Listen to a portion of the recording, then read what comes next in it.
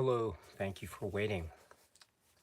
Sorry if I'm a little bit behind schedule, but we will begin momentarily with regard to a live stream discussion of the film Jaws 2. So I look forward to it very much. In the meantime, just hold on for a little and we'll be on our way momentarily. How is the sound, by the way? Is the sound okay where you are at? I hope it is.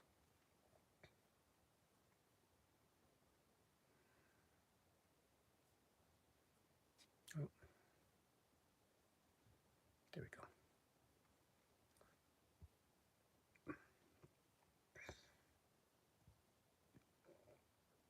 Yeah, okay. Great. Thank you very much, Sarah. Appreciate it, as always. Okay, and thank you. Oh, W Forge, thank you so much. Yes, Henry and Trooper Film Production, thank you. Jared, thank you so much. Thank you. Yes, looking forward to this very much now. Okay, we'll begin in about a minute. So thank you. Jaws 2, yes, this is a from Janos' work and from 1978. So very interesting production history as well. In terms of the directors and the actual story development. So there's some interesting documentaries and books even regarding the making of. So it has a very interesting history, as do a lot of films that I think get this kind of release treatment. Anyway, let me just pour myself a glass of water. Excuse me.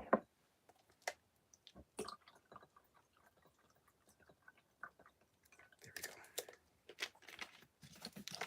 And then we will be on our way.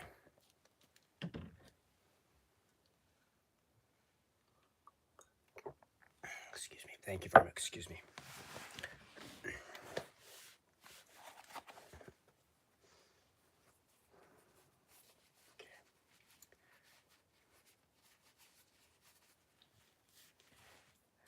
Jaws 2. Okay.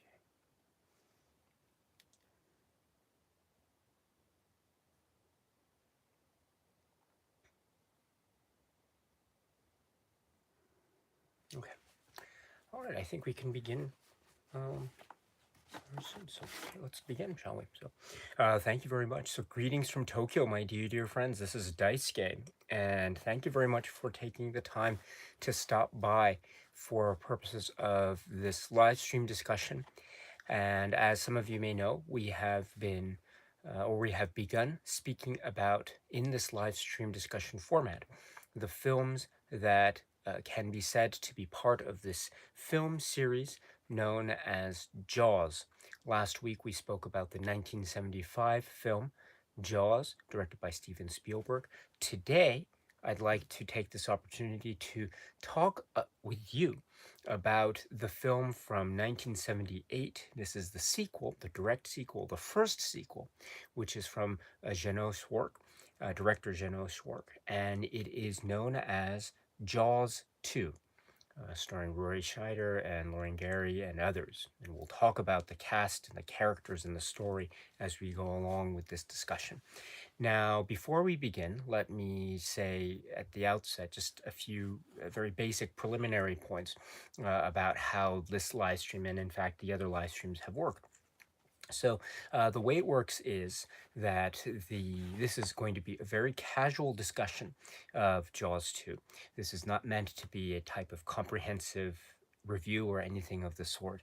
And even if I were to try to do so, I wouldn't be able to do so effectively because I'm not at all an expert when it comes to all the background details surrounding this film, Jaws 2, or any film for that matter. So this is not meant from my point of view to be any type of specific maybe academic type of thorough review or assessment of the film.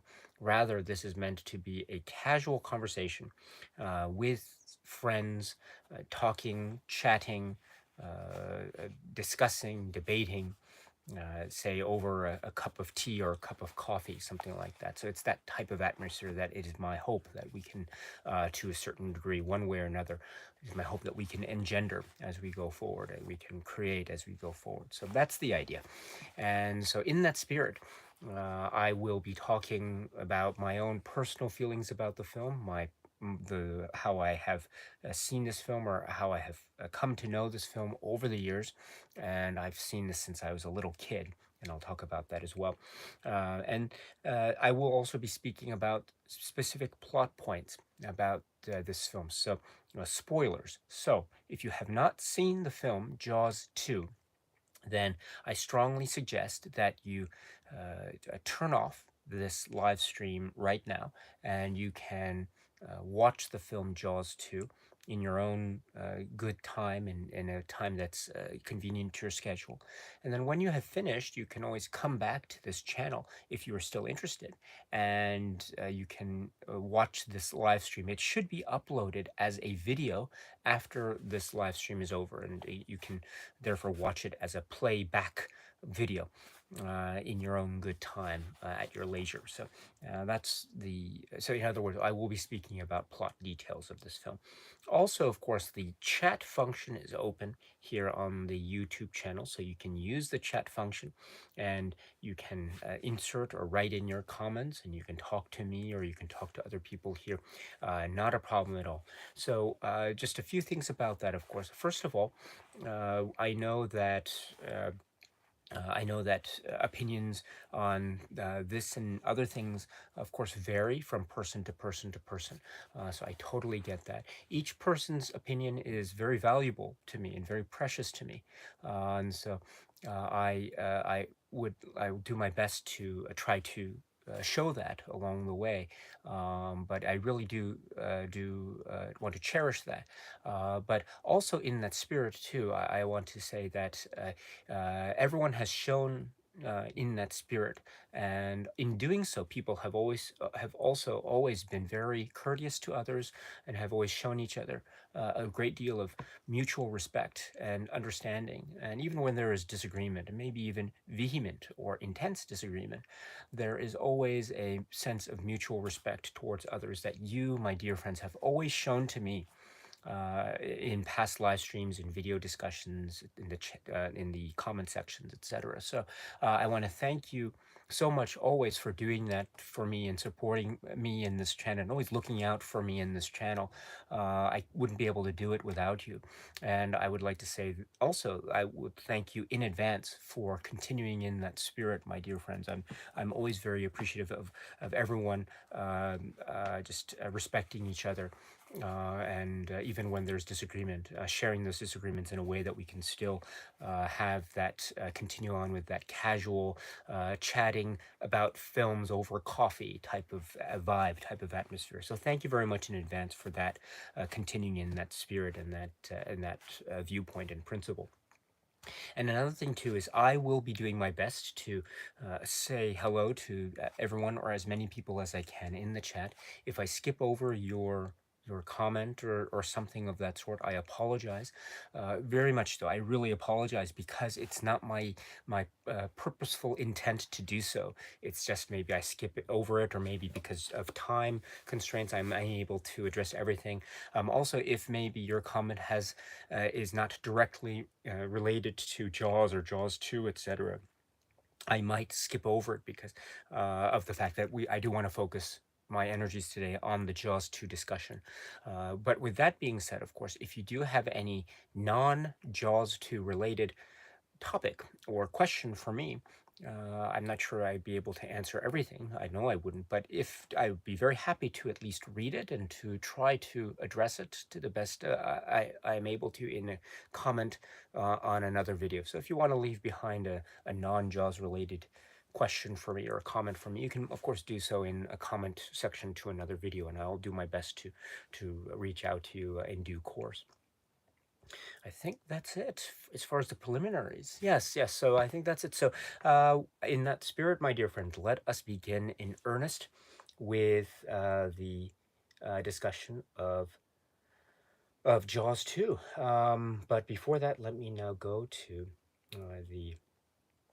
Let me know. Oops, excuse me here. Gosh. Oops, sorry, I just lost myself for a second. Here we go. Okay, I'm back. Sorry, my computer just did an auto install upgrade thing menu prompt. I'm just going to turn that off. Apologize for that. So let's see. So let me just go to the chat first, and we can begin in earnest with the discussion. First of all, W Forge, yes, yes, you mentioned the 3-disc set. So I have the 3-disc Blu-ray set of the Jaws collection here. So this has Jaws 2. It has Jawses 2, 3, and 4. So, or 4 being Jaws the Revenge. So, yes, yes. Yes, and Zyroth said it is cheaper than buying individually. Yes. Also because of space, space limitations for me. So it's like that. Although I'm not necessarily. It has this swivel mechanism inside, so you can open it, and it has this thing where you flip it and it goes like that. So, and then plus the 4th disc or the 3rd disc, which is the 4th film, is on the back part, the interior back part of this plastic casing. That it's pretty thin, so it's okay.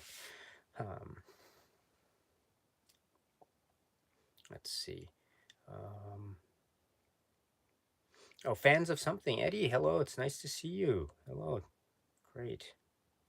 Great, you've joined one of the live chats, so thank you so much. Or live streams, thank you so much. Erwin is here. Hello, it's nice. Oh, and I'm glad to hear everything. You're feeling good. So, um, let's see. You're fine. I'm fine. Everyone is fine. That's the type of series. So, Erwin, so great to hear from you, and thank you so much for giving me that update. It's really lovely. So, good times to be had by you and all going forward. So, thank you so much, Erwin. W Ford says, I find Jaws the Revenge a guilty pleasure. We will talk about Jaws the Revenge in 2 weeks. So, looking forward to that. Daniel, he's here. Hey, from Cologne, Cologne, Germany. So, hello, Daniel. Thank you for joining. Scott, hello, Scott, my dear friend. Coffee, yes. Erwin says, "Oh yeah, that's really cool. You only see the sunset during the end credits. So there's a topic about the sunset. Oh yes, are you referring to the Jaws 2 end credits? Yes. Da da da da da. Da, da, da. I guess I'm jumping to the end here, Regan. This is, Chief, or I guess fired Chief Brody by this time. He's da da da. Hey, they made me go with him. Yeah, sure they did, Sean. Sure they did. Da, da. Na, na, na, na. I'm gonna row my boat to Cable Junction, and I'm gonna have the camera pan, and then and then the sunset, right? Da, da, da, da. That part, right, everyone? Yeah, the sunset in the end credits. So, yes. Zyrother says, I really enjoy this film. Better on this rewatch. Well, I'm glad to hear that. That's great. And Jared mentions Roy Scheider, and Keith Gordon. W. Ford mentions Keith Gordon. We'll talk. Yes, Keith Gordon. Keith Gordon is very, very good, as he usually is. He's here in this in a very he portrays this role very, very well. With the inflatable boat, right? Here's another instance of an inflatable boat in a Jaws film. So that's one of the rules I think we are seeing emerge. Never have an inflatable boat if you're a character in a Jaws movie. So, but yes, we'll talk about that, and we'll talk about the what is referred to as maybe the sailboat. The sailboat, there's the idea of the car cruising culture. Well, here we have the sailboat cruising culture amongst the teenagers in these, I guess, summer months here at Amity. So that's a very interesting thing. And so his being the inflatable boat one. Um, Mr. Christian, pump up this boat and shave off that dreadful mustache, right? Yes, yes. Someone pop your balloon. That's no problem. It's no problem. It's not a problem at all. As a giant shark with a scarred face comes roaring from behind him. Yes. But I'm okay. I'm okay. I'm okay. Yes, no worry. And he swims really fast too. When you have that shot underwater, him swimming to the nearest boat nearby, he's swimming really fast. Yeah, I wonder who'd win in a race in a maybe a freestyle race. Let's say 50-meter freestyle. Who'd win in a race? You think? Would it be Keith Gordon or would it be what's the name of Tina's boyfriend here? Eddie. Would it be Eddie or Keith Gordon? Who would win? And this is Eddie, not pre shark bite, but let's say not post shark bite, but pre shark bite, because as we know, with the scene with Tina and Eddie in the sequence of Tina's Joy, that's the name of the sailboat, which is an interesting name, Tina's Joy. I wonder if it's her sailboat or his sailboat. Maybe it's his sailboat, but he named it after her because he has such fond affections for her. Or maybe it's her sailboat. I don't know. Or maybe it was bought for her because she's still a teenager, and maybe she doesn't. Well, maybe I don't know. I mean, I'm thinking too much about the streams of income of the family household that Tina belongs to. I mean, she does mention her mother about the what is it having some kind of discussion with her mother about the the about bruise marks or something. But anyway, so what was I saying? So what was I saying? What was I? I'm sorry. I totally forgot my line of thinking. I apologize. That happens all the time for me. I'm losing my memory. Oh yes, yes. Okay, never mind. I'll get to that when we get to the Tina Eddie scene and that it's a really horrifying scene with the shark. The shark's coming from one side and Eddie's is trying to swim from the other side, and Tina's like, "Oh gosh, Eddie swim," and she's saying, "Swim, swim," as she doesn't realize that the shark's already past the boat. "Oh, swim, swim, swim towards the shark, towards your doom, Eddie! Ah!" And and it's like and then it's like wow, it's great. So that was a really terrifying moment, but he went really fast after the shark, we assume, kind of grabbed hold of him, just kind of dragged him through the water there, which is really scary on the one hand, but at the same time, it does bring up certain things like who would win in a swim race. That's a freestyle swim race. Would it be Keith Gordon or would it be Eddie after he's been taken by the shark? My money would be on Eddie because that shark, when it takes it, goes really fast. So, but anyway. Okay, so let me now, I guess I'm already beginning to talk about Jaws 2. So let me now begin. I'll go to the live chat again. But first, in the interest of time, let me just start with Jaws 2 and how I have come to this film, Jaws 2, just to let everyone know in case you're interested. So the first thing is Jaws 2. It is a work that I have, like the other films, this is a film that, first of all, it was released before I was born, so 78, so that's just before I was born. So I was never able to see this film in the theater upon initial release. On the contrary, or in lieu of that, I instead came to this film through the VHS era. So this is the maybe around starting from the early 80s into the 80s or mid and late 80s, etc. VHS rental stores, these are, and this is also pre huge national chain stores like the Blockbusters of the world, Blockbuster Videos of the world. So, although I know that the Jaws films were available for rent at Blockbuster Video as well, but the point being that this is a film that I've come to by watching on VHS tape, and I can say that this was one of the favorites of me and my friends growing up. We loved this film, or I love this film. When I say I love this film, does that mean that I love it more than the first film, or so it's always hard to say. I mean, I think that the first film is so thoroughly entertaining and scary and horrifying and just a true spirited, unadulterated, classic icon of cinema to the highest degree. I mean, I mentioned it before last week about how it seems almost like every beat in that film, the first film, Jaws, 1975, every beat in that film is it feels perfect. It feels so perfect. Now, when you compare any film with a film that whose beats can all be said to be perfect, then I think you're dealing with a difficult comparison, and one film is going to lose. So if I had to think about it in those, say, strict which is better terms, the first film, of course, for me, by a mile, by many miles.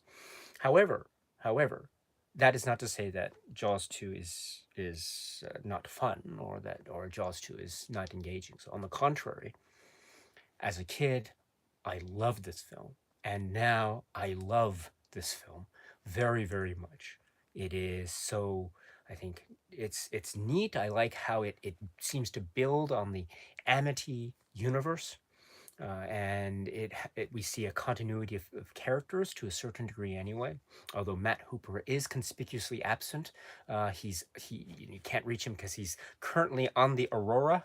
So okay, that's conveniently taken care of it in the terms of one phone call message in the film. But the point that I wanted to make here is that we do get a sense of continuity. We see familiar characters that we've met before, Mayor Vaughn, Chief Brody, Hendricks, etc., Ellen Brody, right? So we see all these, and then we see Mike and Sean a little bit older now, and then especially Mike with his friends, and we see now new characters emerge. In particular, the teenage characters, the teenage group, the sailboat cruising summer months teenager set made up of people like Mike and also Mayor Vaughn's son and their friends, and Brooke Peters and Jackie, and also Tina and Eddie to a certain degree, although they seem to be a little bit separated off from the group. They're running around, and then there's, oh, here's,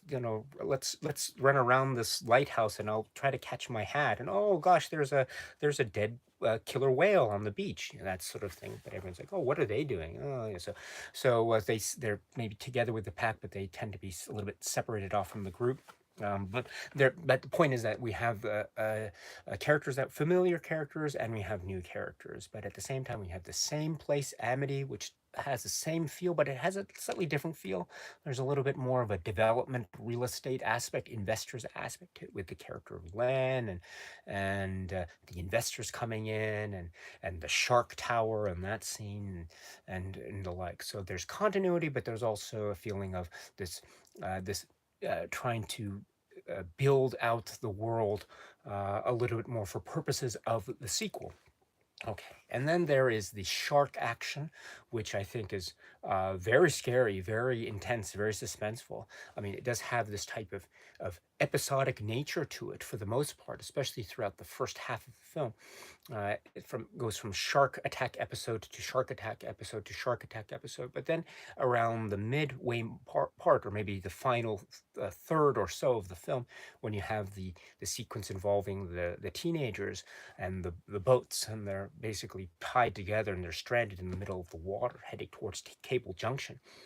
We have that part, which I think is a really exciting and scary and terrifying part, with a lot of really brilliant practical shark effects involving. We'll talk about those as well. And then the whole look of the shark too, which is different, with the scar and with caused by the fire and the explosion, and all that, and we'll talk about that sequence as well. And the music too, with kind of the return of the John Williams theme, with some building or extended motions, and the type of the dun dun dun dun, dun, that theme, which seems to be the Jaws 2 theme, at least present very prevalently and very almost emphatically at the opening title sequence there. But so for these and other reasons, and I should say finally that or in addition, this was a VHS tape rental staple for me, as I mentioned. So I would watch this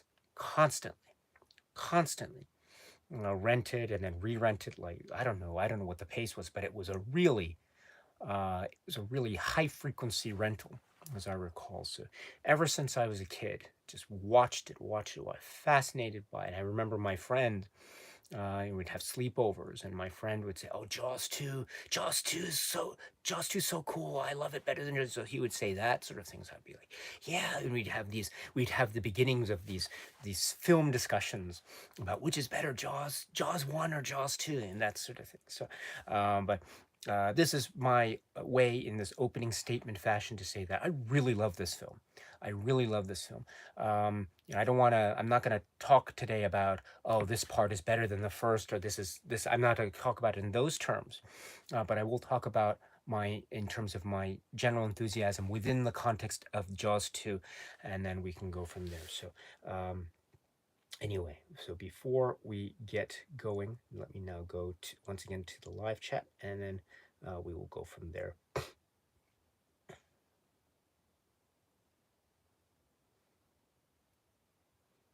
Sorry, here, just scrolling down.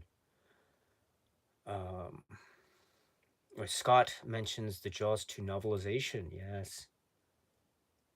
W. Forge continues. Jaws made me a shark-themed movie fan, although none live up to the original.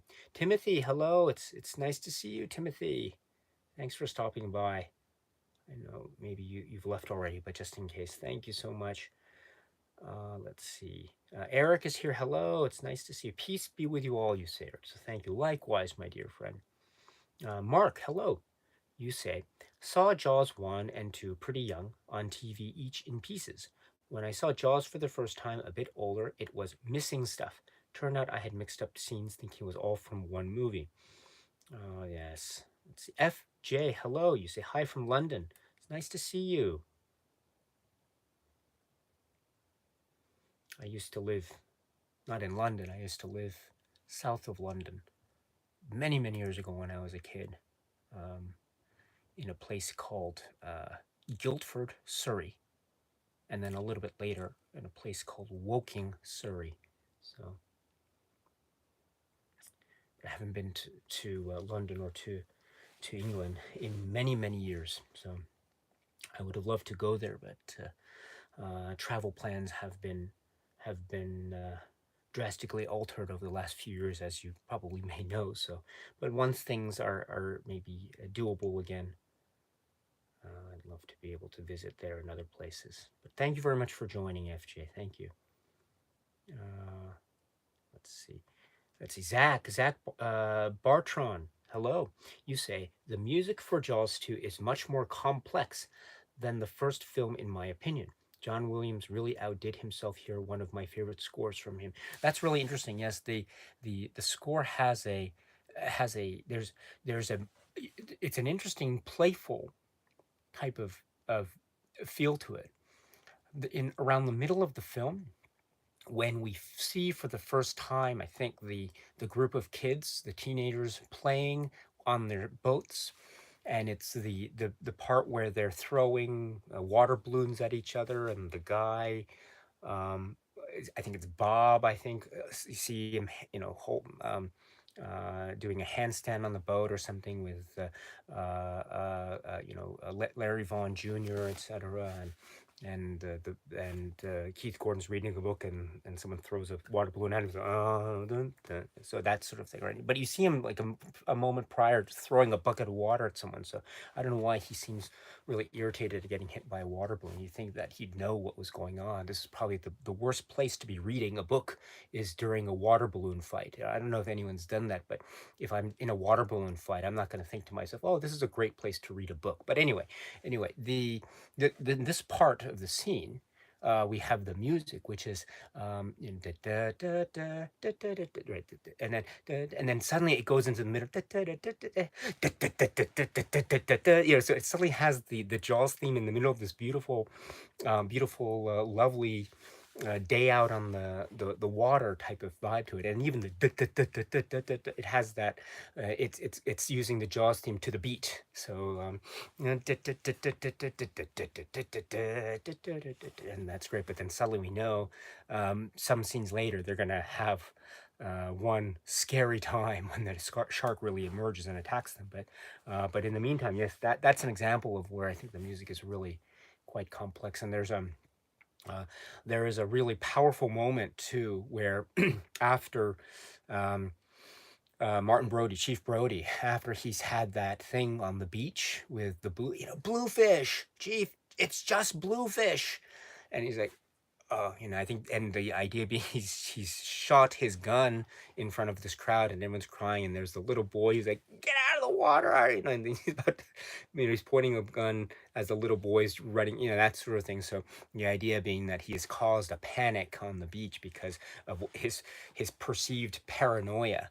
But we find out later that his paranoia is in fact not unfounded, because in fact there is a shark that is attacking. But it is undeniable that he has shot the bluefish. And that scene, after the idea being that he is alone, he has committed what appears to be, at least from the vantage point of the community, as represented by those people on the beach, including Len, Ellen, the investors, Mayor Vaughn, etc.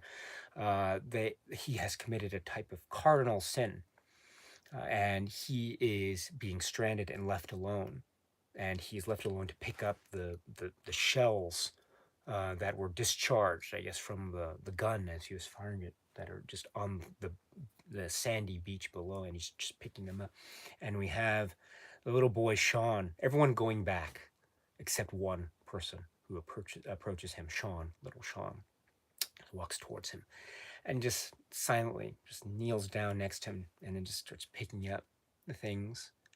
And then we have Roy Scheider's face, and he looks, that's a lovely way. And then we have just acknowledges in a silent way, the world may be against him, but his little boy, Sean, is still with him to the very end. And then we have a shot from the distance, and as we see them silhouetted against the beautiful sunshine and the waters.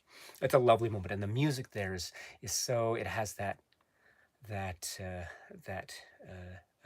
almost haunting sense of loneliness, but then it has that last note of some kind of hopefulness at the very end, a type of sustained hopefulness that is almost so sensitive to be it could be potentially lost at any given moment. But the point is that it's there. It's just sustaining enough, which is perfect. So that's a great example to the music. I love the music too. Okay, Michael Hewitt is here. Yes. You say Jaws 2 did make a sizable $208 million at the box office. Oh, great. Great. Scott Johansson making a reference to Keith Gordon and this film, Jaws 2, and also to Christine. Yes, that's right. Let's see. According to the credits, his character's name is Doug Fetterman, but I don't seem to recall his name being mentioned in the film by any of the characters out loud, right? I don't think so. I know Timmy's name was mentioned. There's, he goes up to Brooke and he says, "I have a boat." "What, Timmy? What did you?" I said, "I have a boat." Great. That's okay, guys, but I'm going to go with Timmy. And so we have Timmy, but I don't know about the Keith Gordon character. So I think he's referred to as Doug, but I don't. So there are a number of characters. There's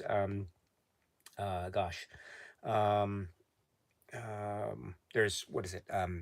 There's Andy. There's Mike. There's I mentioned Brooke, and there's her cousin Jackie, and there's Tina and Eddie, and and Larry Vaughn Jr. and Larry John Vaughn Jr.'s friend Bob.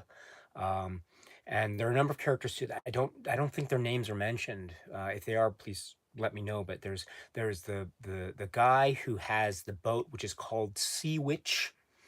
And he's like, he's in the bar earlier, and he says, my dad left a couple of cases of beer in the garage. Well, they're actually resting on my boat. And that sort of thing.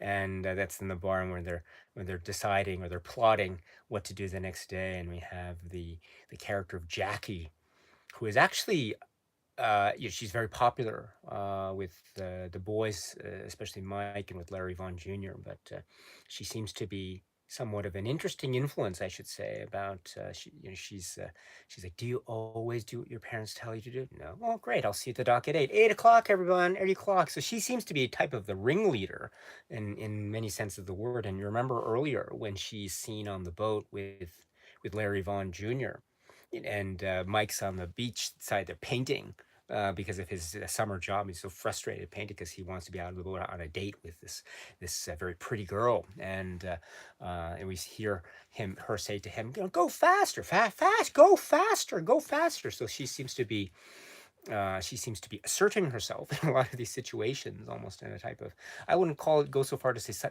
maybe manipulative way, but it's a very interesting characterization. And there's the bit where they go by the lobster, the lobster divers, and he says, "Oh, hey, I want mine with butter." She suddenly asserts, "I want, she's suddenly talking about, get me lobster too. Go. So she seems to be handling the situation. She knows how to get what she wants, I suppose. But then when the shark comes out, everything goes to pieces, and she's just screaming, "Ah, yeah, be quiet! Ah, shut up! Ah, so that's Jackie, Jackie. So that's my So Jackie, the evolution of the Jackie character is fascinating. There should be an academic essay focusing in on the Jackie character and her evolution from a type of almost manipulative character who seems to be subtly manipulating all the characters in Amity to suddenly just being this, like, just screaming, wow, all of a sudden. And I remember too, there's a scene where Sean is stranded on the boat, the capsized boat, after there's another character, I forget her name, but she was so friendly to Sean, and she said, "I can't get up." And then suddenly the shark comes and eats her whole. And then the next scene with the boats, we see Sean is just holding on to, I don't know what that thing is, on the underside of the boat, but he's holding on, for the balance, right? But he's holding on, and it's slightly raining, and we have Andy and um what's his name? What's Lucy's boyfriend's name? I forget. I don't know his. I forget his name. Lucy's boyfriend's name, and he's the one who earlier in the bar with Lucy.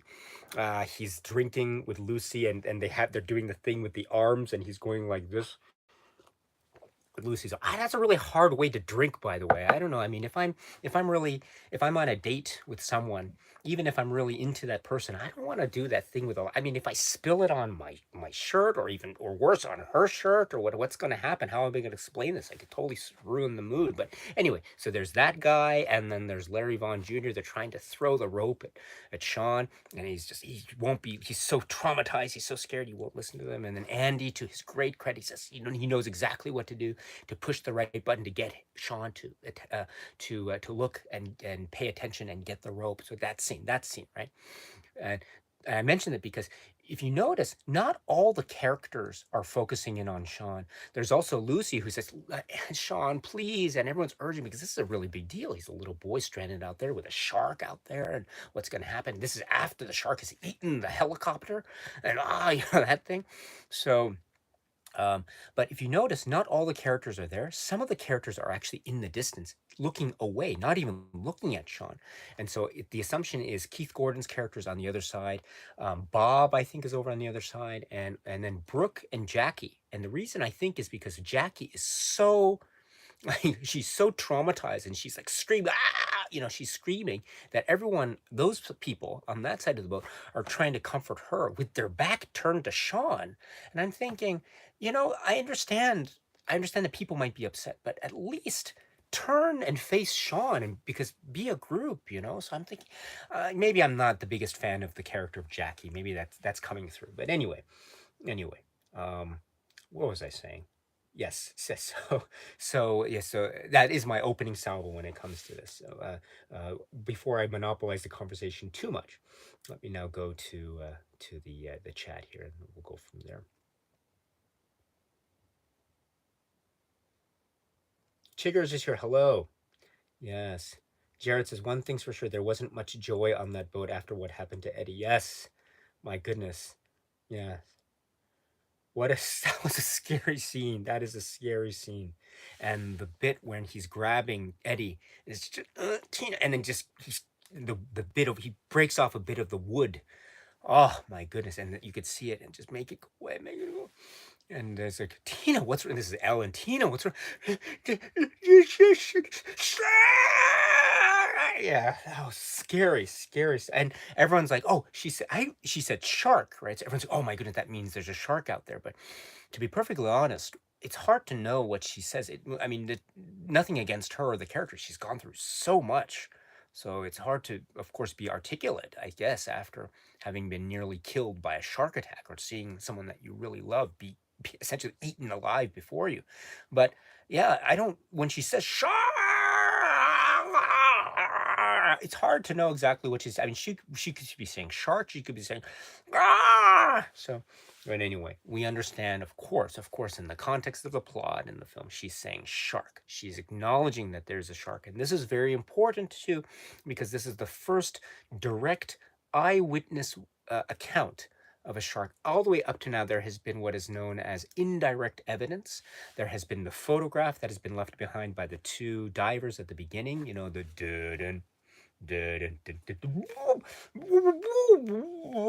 with the boat, right?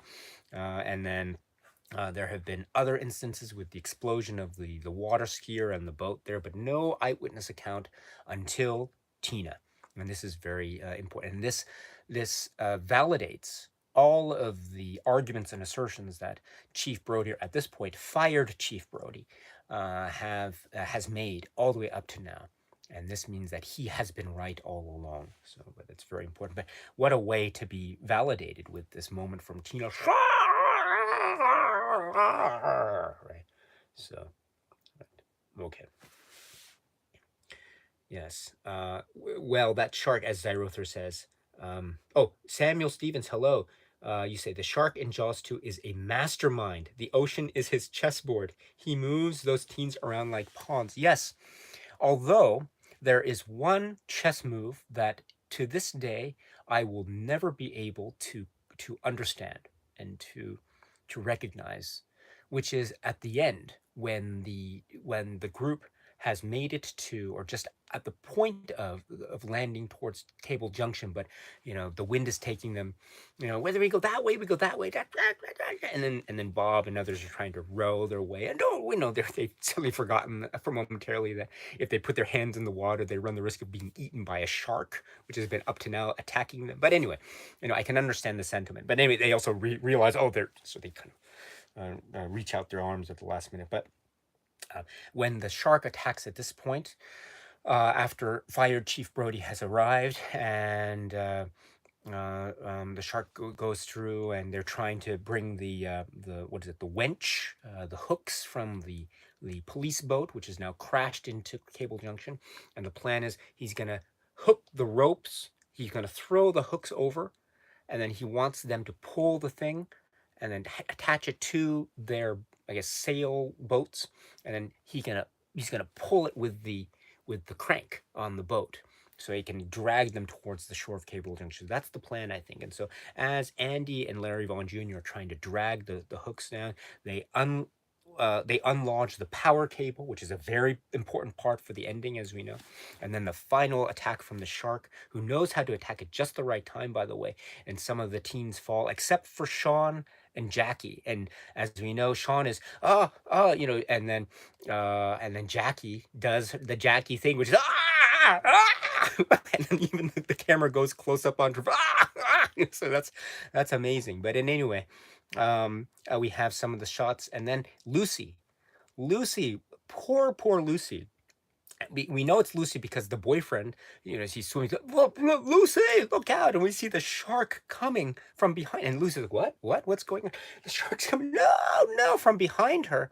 But inexplicably, it doesn't attack her. Well, I guess it kind of attacks her because we see maybe a little bit of her midriff, maybe a torn shirt of her midriff. So the assumption being is maybe she was injured by this oncoming shark in some fashion or another. But it's not clear to me exactly what happened, because one would think that if the shark that close approached a swimmer who is so vulnerable in the middle of the water, you'd think that that would be curtains for a character like Lucy. But oh no, Lucy was able to survive that particular moment.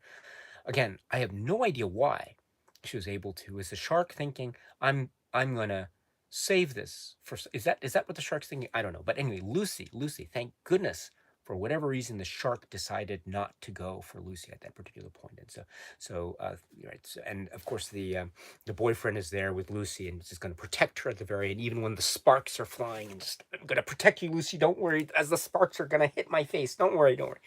Um, okay, but anyway, yes. But anyway, what we're saying, Sam, yeah. So the shark is a mastermind in terms of the chessboard maneuverings of this particular of this particular water. Yes, as we know, at the beach at the site of the whale, the killer whale which has been eaten, and we have the advice from I guess the expert who says to us, this is a mammal, not a fish. And also, sharks don't take things personally, Chief Brody. But as we know, sharks actually will take things personally, or perhaps take things personally when we get to other films. So Chief Brody should have said, "Are you sure about that? Have you seen Jaws: The Revenge?" But the point, I will get to Jaws: The Revenge when we get to Jaws: The Revenge. But the point is that yes, this shark, it seems to be very, very intelligent. Maybe it's due to the fact also that the shark is really angry. You'd probably be angry too, or I'd probably be angry too if I was just if I was hungry and I was looking around and trying to get a bite to eat. And as I was reaching into the refrigerator or something, getting a bite to eat, suddenly the refrigerator like blasts me with some flamethrower or something, and my face is on fire. So I have to put my face in water in order to put out the fire. And so now half of my face is charred. Yeah, I'd be pretty angry too. I said, "Oh, I just wanted a snack," but I got instead, I got a burst of fire in my face. What's going on? I'm really upset. I'm gonna take it out on the next. I'm gonna take it out on this helicopter. Ugh, I hate you, helicopter, because of my face. Anyway, um, by the way, that helicopter pilot and that beard, epic, epic. Yeah, I like how the helicopter pilot says the word adrift. There's something about the intonation in his voice when he says the word adrift. It's really wonderful. Anyway, let's see. Sorry about that. W. Forge says, oh, I'm sorry. Samuel then continues, that lady in the speedboat doesn't get enough credit. She did some damage to the Sharkmeister. Yes, that's right. That's right. Although she looks very similar to Ellen Brody. So I always, when I was a kid, I thought, is that Ellen Brody on that boat, that speedboat? It wasn't, of course, but it looked like her. Um, and also the water skier too. The water skier moves, dun dun. There's a moment where dun dun dun dun dun dun. She does a little turn and a little twist. That's amazing. And then we see dun dun dun dun dun dun blah blah blah. Yeah. Oh, what was this? So W. Forge continues. You'd think after two shark-related events, the Brody family would have moved inland. That's a really good point. Yes. Um, Yes, Jared says, what he's talking about, Chief Brody's tan. Yes, he has a very good tan, that's for sure. Yes, yes, the sunshine, especially standing out on that shark tower. Gosh, it's great. Okay, let's see. Pascal, hello. I'm glad you could make it. Thank you. Thank you so much. Um, Eric Pieper says the late Jaws ride at Universal Orlando had the same ending as Jaws 2 with the shark biting a power cable. Oh, is that true? Oh, that's really cool. Is that no longer there, the Jaws ride? I love that.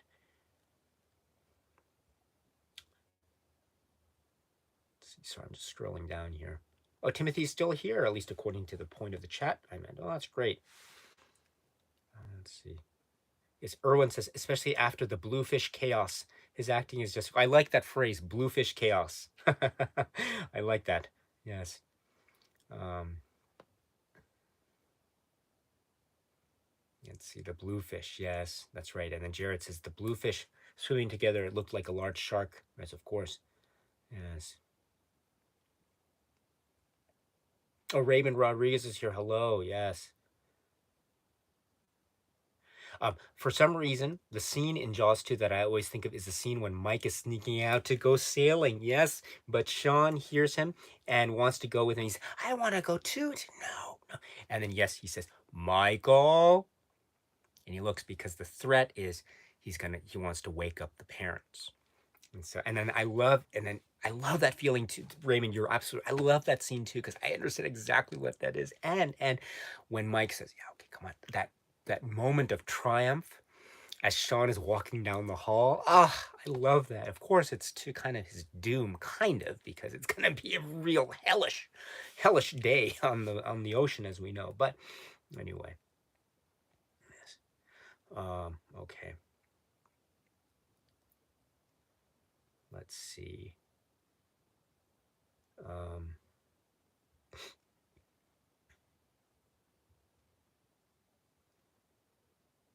just scrolling down here. Oh, CM42 TV is here. Hello.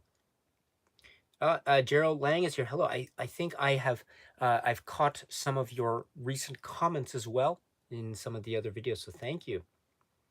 Yes, yes. Close Encounters of the Third Kind live stream. Yes, I remember that comment. Yes, excellent suggestion. I'm not sure if I'll be able to do it, but I'll definitely keep it in mind. Thank you very much for that. Let's see. It's nice to meet you. Thank you. Welcome, welcome. Okay, Eric Pieper says, you would think that after everything in the last film, everyone would be listening to Brody when he says there's another shark. The novelization explaining why they ignore him. Yes. But Jared says, I wish they toned it down for Jackie. Yes, and Jared says, yes, it was a bit much.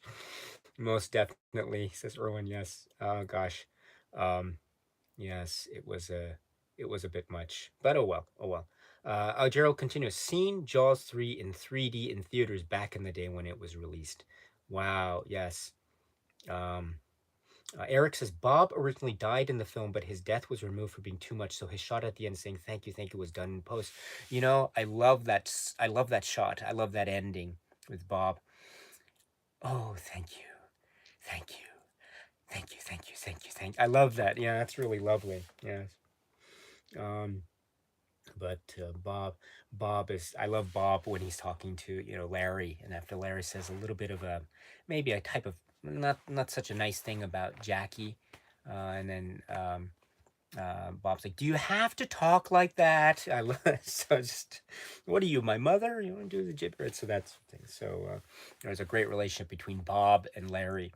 If you note too, at the scene where after the helicopter has been attacked and destroyed, the shark does another attack on the kids. And at that attack, everyone's like, and there's an overhead shot, and there's something quiet, and then the music is like, huh, what? And everyone's like, what?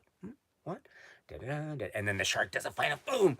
And then two people who fall in the water are who? Bob and Sean. When Bob falls, Larry's like, Bob, but no one else yells Bob, right? Because at the same moment Sean falls, everyone's like, Sean, Sean, Sean. Everyone's focusing on Sean. Even the young girl who goes in and she swims and tries to save Sean, and Sean. Bob, poor Bob. Who cares about Bob? Only Larry. Only Larry seems to be caring about Bob. Everyone's focusing on Sean. So anyway, kudos to Bob. And when he says at the end on Cable Junction on those wonderful plastic-looking rocks, when he says, "Oh, thank you, thank you." Thank you. I can understand exactly what he's saying. So, anyway, so now let us go through the film and let's see what we can come up with in the discussion. So we begin with the another of the the universal logo and the black and the more the underwater sound, and then we have the introduction of the new theme, kind of the new theme, the dun dun dun with a harp sounding, almost haunting, almost angelic quality, and then we have the introduction of Roy Scheider's name and Lauren Gary's name and Murray Vaughn, etc. And then that leads into the underwater sequence with the two divers. Da, na, na. And then I don't know what those fish are, but you have the school of fish that are swimming. It goes like this and goes the other way and goes dun, dun, dun, Jaws 2, dun, right? And we have the credits over the water, the underwater sequence, which is not dissimilar to what we saw in the first film. However, we have more underwater, focusing primarily on underwater. Of course, this is a film set in the context of underwater, so seems very apropos. And then we have these two divers, these two scuba divers who have come across a sunken ship. And from the cue in the music, which is a callback to one of the themes used in the first Jaws film, we hear and the clue that should signal to us, for those who know the first film, that this is something from the first film. And then we see a little sign which says Orca. So this is the orca. And then we have the photographs taken, as I mentioned, the guys posing with this dun, dun, dun, dun, dun, dun, dun, dun, dun, dun, with a giant camera, and then twirling down, and we have more of those underwater sounds. So we'll get a lot of those. If you remember from the first film, I attributed them mostly to the Matt Hooper underwater scenes, but here we have no Matt Hooper, unfortunately. So those sounds are attributed to other characters that we meet. But let us just call them. I will refer to them, therefore, throughout the live stream discussion as we need to. I will refer to them as the boo boo boo sounds. Okay, so we have our fair measure of the boo boo boo sounds here, and then we cut to the above water, which is some kind of really expensive looking ship. I don't know if it's not quite it's not a yacht, but it's a really expensive looking ship. And then we go to what we understand is Amity and the way in which this, I don't know what it's called, the moving thing, the ferry, the car ferry, to cross the water stream. And we see this kind of pickup, not pickup truck, but this uh, um, well, it's vehicle, and it's being driven by a Chief Brody, Roy Scheider, and he's waiting. Come on, come on, come on, come on, come on. And we see him driving and going towards some kind of place which is out in the middle of seemingly nowhere, but we understand later this is meant to be the site for a development for a hotel or set of something, some kind of real estate development, which is meant to be a big deal for Amity. And this is where Len and his relationship comes in. Len Peterson, yes. The Joseph Muscolo character, who's, I guess, the quote unquote villain of the piece, to maybe replace Mayor Vaughn from his quote unquote villainous status in part one. But although, as I mentioned in the earlier film discussion, Mayor Vaughn is not a villain um, in that kind of two-dimensional sense of the phrase, but rather he's a very human being who has his own interests. But here, I think Mayor Vaughn becomes much more sympathetic, and so maybe to replace that, we have a somewhat lesser sympathetic character in the form of Len. But in any event, we have this being the occasion towards which Chief Brody is driving, and we realize that he's late, and we see him driving over the bumps as we hear the sounds of the band, you know, dun dun dun dun dun dun dun dun dun dun, and he goes in, he's putting on his tie, and we see this huge band, and the band leader performing with the, I guess that's the high school orchestra, I think, or something, and we'll hear later a great upbeat rendition of dun da da da da, that part. So that's really cool. As I mentioned earlier, this is when I saw this film in the VHS days. This was before internet. This was before I was able to know more about the who these filmmakers were, and that included John Williams. And so I never knew what John Williams looked like when I saw this film in the early '80s. So I thought, if it says the music is associated with this person named John Williams, and so when I see on screen this band conductor who has this kind of crew cut conducting the music, I thought this is John Williams. Oh, that's what John Williams looked like. Well, perhaps I realized that that's not John Williams, but I don't think it's John Williams anyway. Um, it's not John Williams. This is John Williams. I can't do a John Williams impression, but he's always so mellow, and so he has this very calm voice to him. Whenever you see him in the interviews with in the making of documentaries, something he's like, when I was thinking about the theme for Star Wars, I was talking to George, and he and I spoke, and after we spoke, I thought about a theme that would be like the crashing of Duels. And so I thought Duel of the Fate. So I'm not a good John Williams impersonator, but he has a very calm demeanor to him. So, but I realized later that probably that band conductor is not John Williams, but that haircut looked really cool. And then this is the introduction of the money tree and Len, and what is it, $1,500 on the money tree. And then we have Tina, Miss Amity, and Mayor Vaughn announcing this. And this is a big reception, gala, party, event, celebration. And just pretend like you've been here the whole time. How do I do this? Just look bored. It's okay. Sean's here. No, it's okay. It's okay. Yes. So we have Sean and Mike with the punch. You know, did your mom make the punch? No, that's good. It's awful according to Andy. And there's Brooke, and Brooke is talking to Mike about her cousin Jackie. She's a senior. Yeah, you know, I don't like blind dates.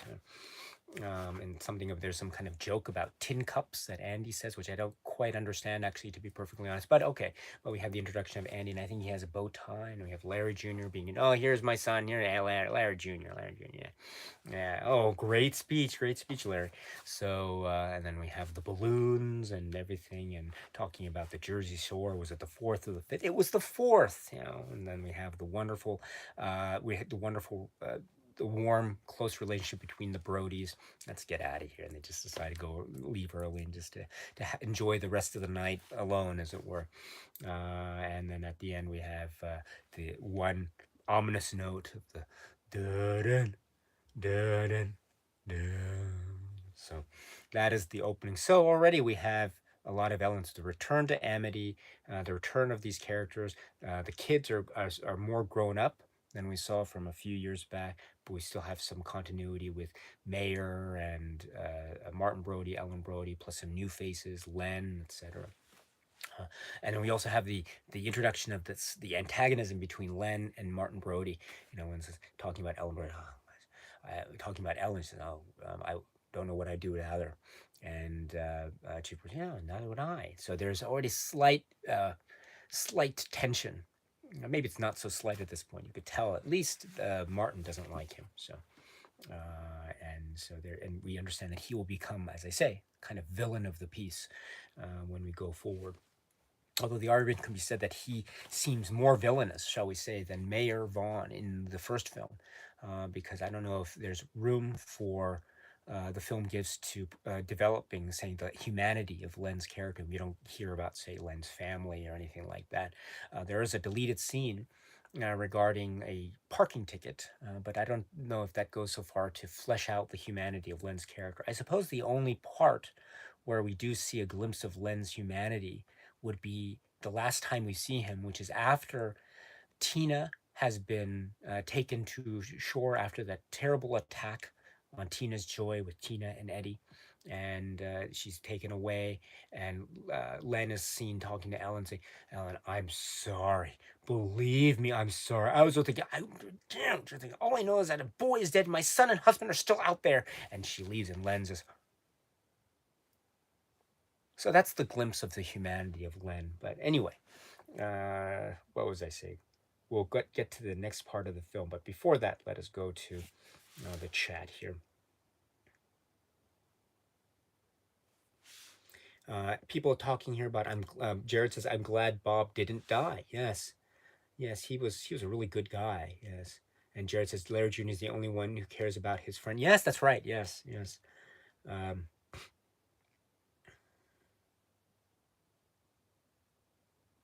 Let's see. Okay. Yes, Jared says the wreck of the Orca. Eric Peepers talking about finding the Orca. Yes, the Orca. Amazing. That was an amazing reference. Yes.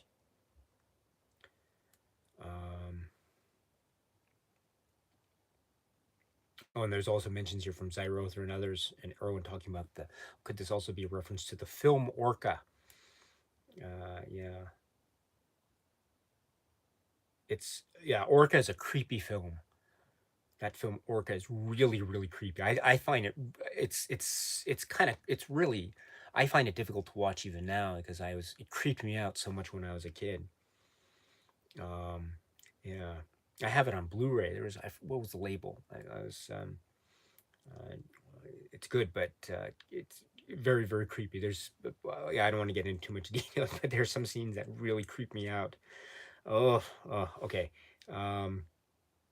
Let's see. Um,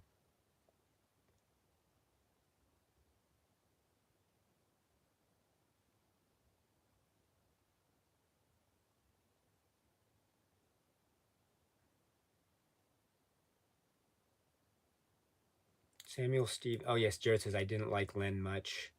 Erwin's telling Len is such a classic douchebag. Hate him to bits. Yes. Samuel says we know from Back to the Future 2 Yes, at least 16 Jaws films are yes, Jaws. That hologram shark. Yes, yes. Back to the Future 2. Yeah, that's great. I think that's getting a bit of a reassessment. I remember when I saw it in the theater when I was a kid. I was like, I thought it was okay, but it felt a little bit. But now watching it over the years, it's growing on me so much. You know, the upside down dad and the yeah. Anyway, what was I saying? Okay, so now let's go back to the film, right? So now we have the introduction of all the elements and Amity, and the Hendrix and Brody and what's it? You're gonna come in here and show me this night. Oh, the girl's dancing, dancing, dancing. Oh, dancing. Oh yeah, here, come in here and show me this 908. What's a 908? 908 means get me out of there. So we have the elements of the community, Ellen and Martin and the kids and the Hendrix and the police and the boat and the old man with Hendrix, and Hendrix is just very much he's got the nautical language down quite well. And later he says, don't give me a point there. Okay, I got it. Yes, so he's going there, and so doing the surveying and all this stuff. So while this is going, we have a number of events happening, right?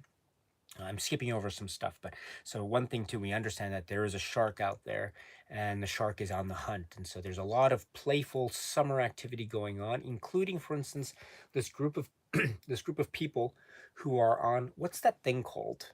Does anyone know? It's the sail thing where the guy's strapped on, and you have the sail, and he's pulling the rope, and he's able to fly down and crash into the surface of the water and then pull himself, and he brings himself back up again.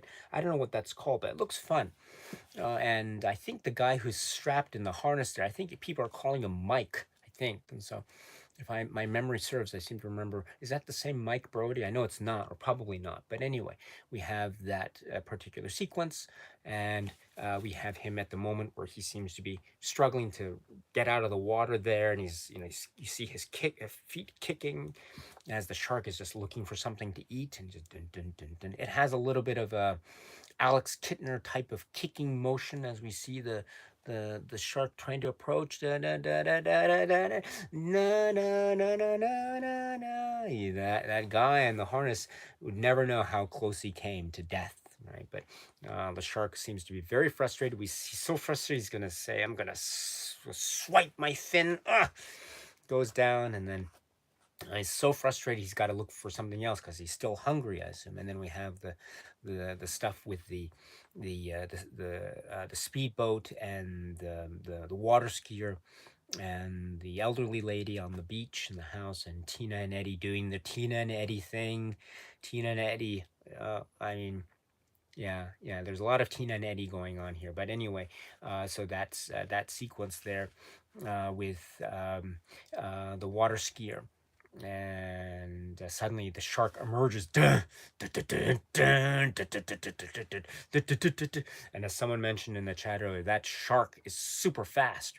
There's a close-up of the fin, right? It's just that was amazing. I don't know if sharks can go really that fast. That seems to be like, it seems like the shark fin was attached to a speedboat, that where the camera was mounted, and the camera was just shooting the shark fin as the speedboat was. That's my impression. So in any case, it's going super, super fast to suggest that the shark is relentless, and it will catch up with this high speed speedboat with the water skier. And as I mentioned before, the water skier does some pretty impressive moves with the swerve and the turn, and and we have the underwater shots and the fish, and then the woman and steering, she's looking back and just having a good time with the bandana in her hair, and the like, and some really conveniently placed canisters of gasoline, and so and the like. But anyway, so we have all that going on, and driving back and forth, and then suddenly the shark, oh god, and then unfortunately for the water skier, it's a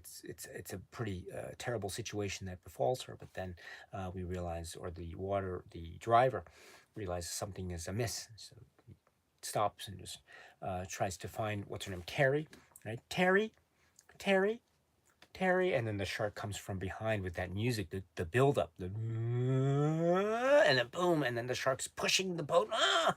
It's a really scary situation when you're suddenly in a water boat and then a giant shark is attacking. So you're panicked. What are you gonna do? What's gonna happen here? And so she's doing the only thing that she can think of is to kind of throw something, anything, and it's this can of gasoline or something, this flammable liquid that unfortunately falls on her and she's like, "Oh gosh, what am I gonna?" And she sees what is a flare gun or something, and just shoots it. She doesn't realize that it causes flames, which uh, it causes her clothes to become ignited by fire, and everything becomes fire in this inferno, including the shark, whose faces go, ah, and then everything blah, and then explodes, boom. And so the old lady and Tina and Eddie like, "What? Huh? Oh my goodness!" They didn't see the shark attack. They didn't hear. I mean, they were close enough to see. Oops. Oh, that's my voice. There we go. There we go. There we go. Put it on mute. So they were in the what was I saying? They were close enough to hear. I'm sorry, they were close enough to see the boat and they were to see the water skier and stuff. And when the explosion happens, they were close enough to see but they weren't hearing the screaming and the, ah! They weren't saying, "Oh, what's that?" They didn't hear anything like that. Or they didn't, but oh well, that's the way things go, I suppose. So of course they need to sustain the mystery for purposes of the plot. You can't you can't reveal the shark to the public early on. That would, I think, spoil the momentum of the film. Excuse me.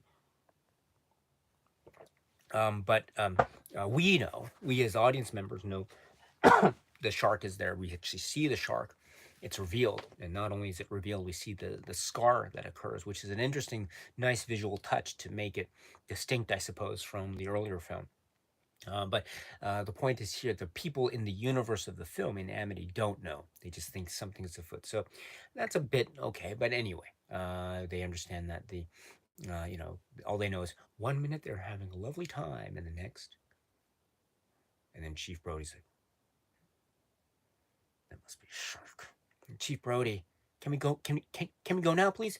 Can we go? Can we go? Yeah. All right. Oh yes, thank you, Dean. Yes. And so this starts him to think about something, and then this begins the situation. Maybe there's a shark problem going on here. There are always, and he talks with Mayor Vaughn, and Mayor Vaughn and Martin Brody.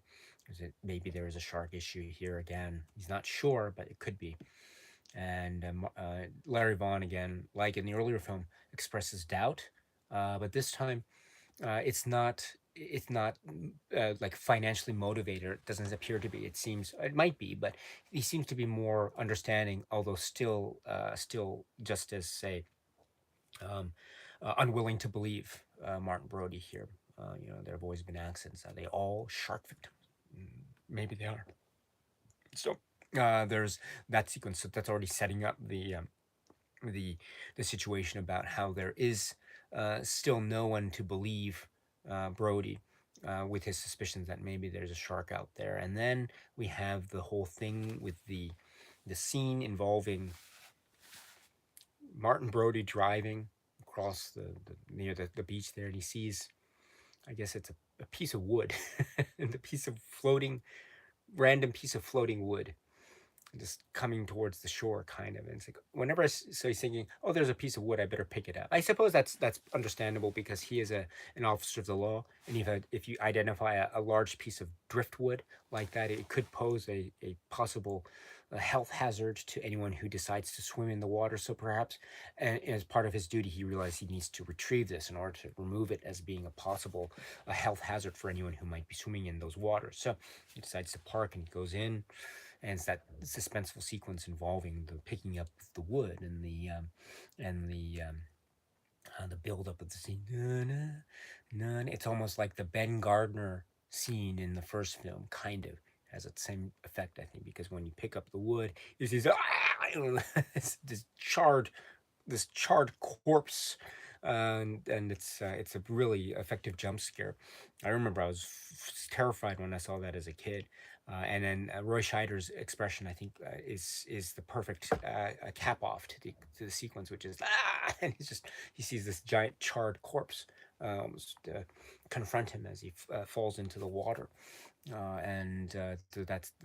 understand that's probably the victim from the boat accident, the water skier explosion accident, and this causes his paranoia to grow even more, leading to maybe the sequence involving uh, tipping the the heads of his bullets with cyanide, and then covering it up with the wax of the candle. That sequence, which was so fat, I was so struck when I saw this. What is he doing? And I was always fascinated with this close-up shots and droplets, and the idea of droplets and hardening upon impact because it's candle wax. I always found that to be very fascinating. I never quite understood when I was a kid what that was, but sometime later, when I began to maybe not appreciate or understand, maybe it's the wrong word, but I kind of could understand the nature of tipping bullets with cyanide.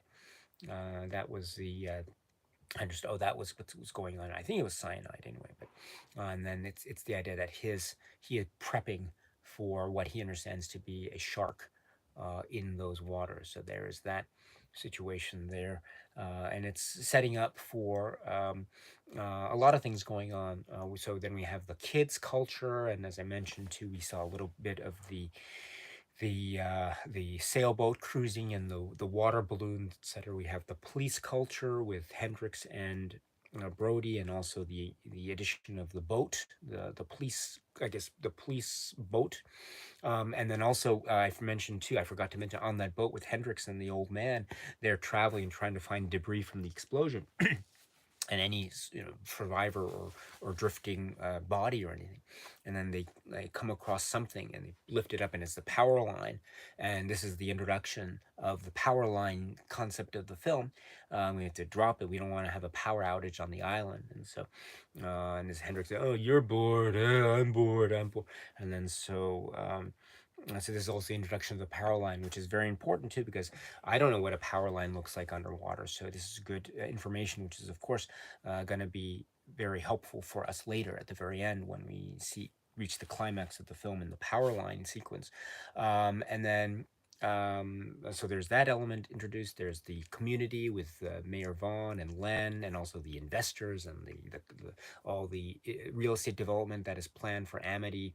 And there's Ellen and her relationship with Len versus, of course, her relationship with Martin, and also the kids, Sean and Mike, and then also the explosion and the shark with the sailing stuff, and then the exploding power boat, etc. So all these elements are, and then plus adding on to that, of course, the sequence involving I forgot to the killer whale adrift on the beach, and the bite taken out, which then compounds Chief Brody's suspicions even further about the possibility of a shark being present, and the idea sharks don't take things personally, Mr. Brody. And then also the element introduced with this killer whale beach sequence, with the expert talking about sharks are also attracted to sound, to unusual sounds, which arouses them essentially. And so I think this is something that Martin Brody will use later in the final attack on Cable Junction, when he attracts the shark by whacking the paddle against the cable in order to create this underwater sound that will hopefully attract the shark towards him. So we have all these elements introduced, and they're packed in kind of the first half or first third of the film, and then this will, of course, lead us going forward. And of course, we'll talk about Brooke and Jackie, so especially when we get to the second half. But before we do, let us now go to the chat here. Oh, I'm sorry. Before I do, actually, maybe I'll talk about the Bluefish chaos scene there. But before that, let's go to the chat.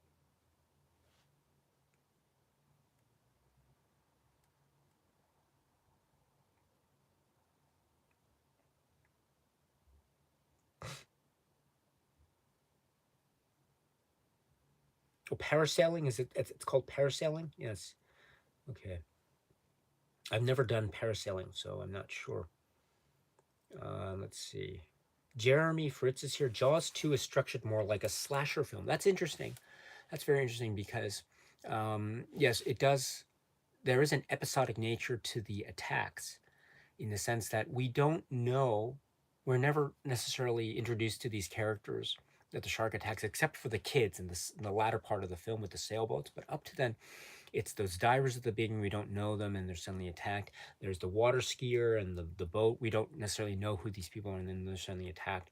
I guess the victims that we know are those kids, right? So starting with Eddie, and then again, I don't know her name, the character in the film, but she's gonna gets obliterated, and then there's, I suppose, the helicopter pilot. We kind of get to, well, actually, I don't know if we get to know him that much, but you know, we don't know if he has a family or anything like that, but he might not. It'd be interesting if there was more information about the helicopter pilot. But yeah, so yeah, I understand that that interpretation about this feeling kind of like a slasher film. Yeah.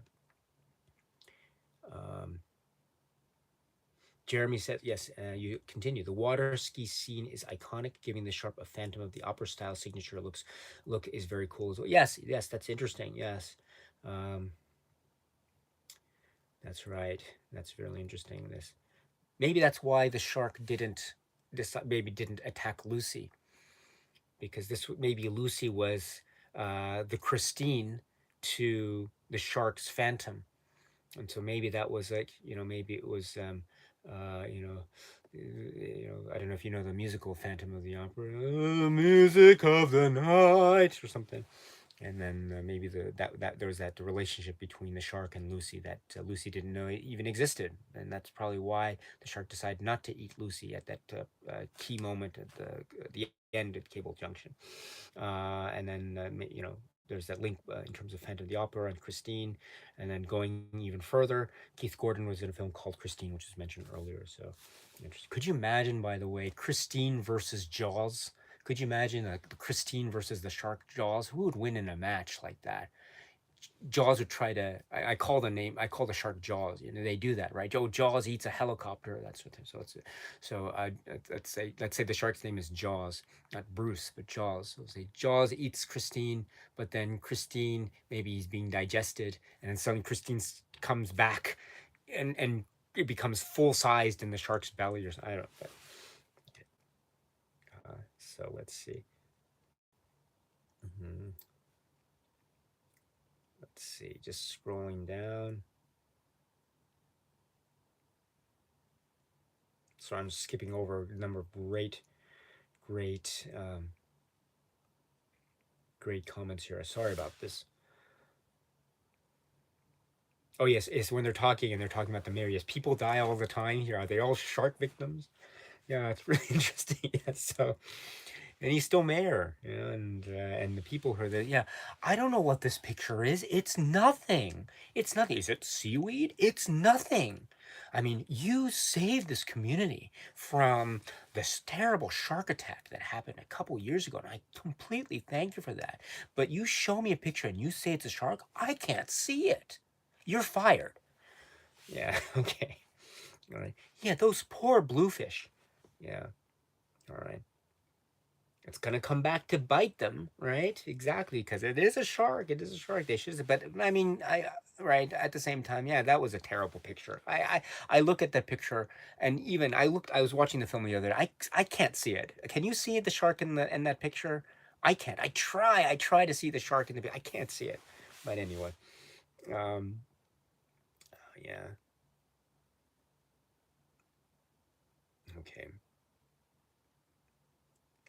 Let's see. Jeremy says the dropped storylines, the bullets, Mayor are the film's weakest point, in my opinion. The original director, yes, was fired halfway through for not following the formula of the first one close enough. Yes, there is an interesting production history involving the initially planned director and then the quote unquote replacement, Janos work. So that also meant too, I think, like Hendrix, it could have been that he wasn't in the film, but his character ended up being in the film, etc. So it's an interesting kind of blend. And you're right, there are some plot lines that seem to be picked up and then suddenly left, never to be seen again. But I don't necessarily feel it to be so much of these uh, these large. Um, I don't feel them to be so large to be the plot holes to be so large to be insurmountable. Let me put it that way. They don't feel unnatural to me. Let me put it that way. Um, yes. So okay, so now let me go to in the interest of time. Let me go to the next sequence, which is the sequence involving the the the the tower and the investors coming to the beach. It's a shark tower. I saw when we were in Florida. He's looking for sharks. You know that scene and the painting on the boat, and already we have the tension between father and son. I want to go out. I want to go out. I want to go out. But no, no, no, Mike, you stay here. You're gonna have a summer job. You're gonna stay paint those walls, paint those walls. So we have that, and we have the Ellen, you know, and oh look at the sand, you know, Lan's like look at the sand. It's like sugar. And I was always fascinated with that line as a kid. The sand is like sugar, and so because that's like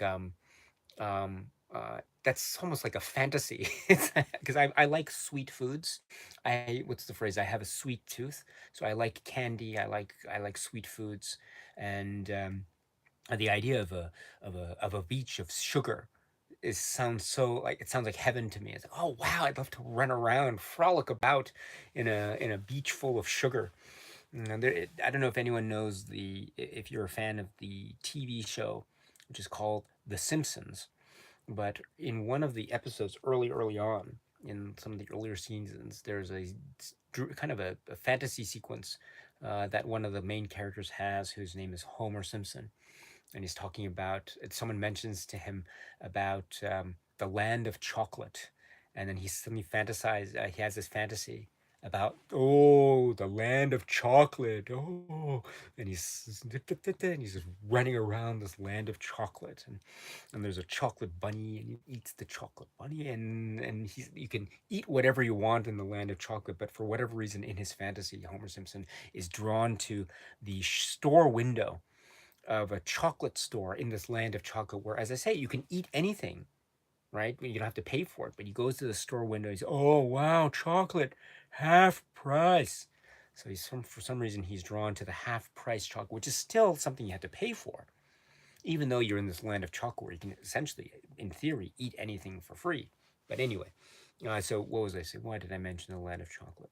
Oh yes, so because yes, the land of sugar, and it would be the Amity Beach is like sugar. So, but my understanding is I think they shot some sequences of the film. Please correct me if I'm wrong. They shot some location scenes in Martha's Vineyard, in New England, and then they also shot some sequences in Florida. So the beach here in the Bluefish Chaos beach looks to me like a Florida type of beach rather than a New England type of beach.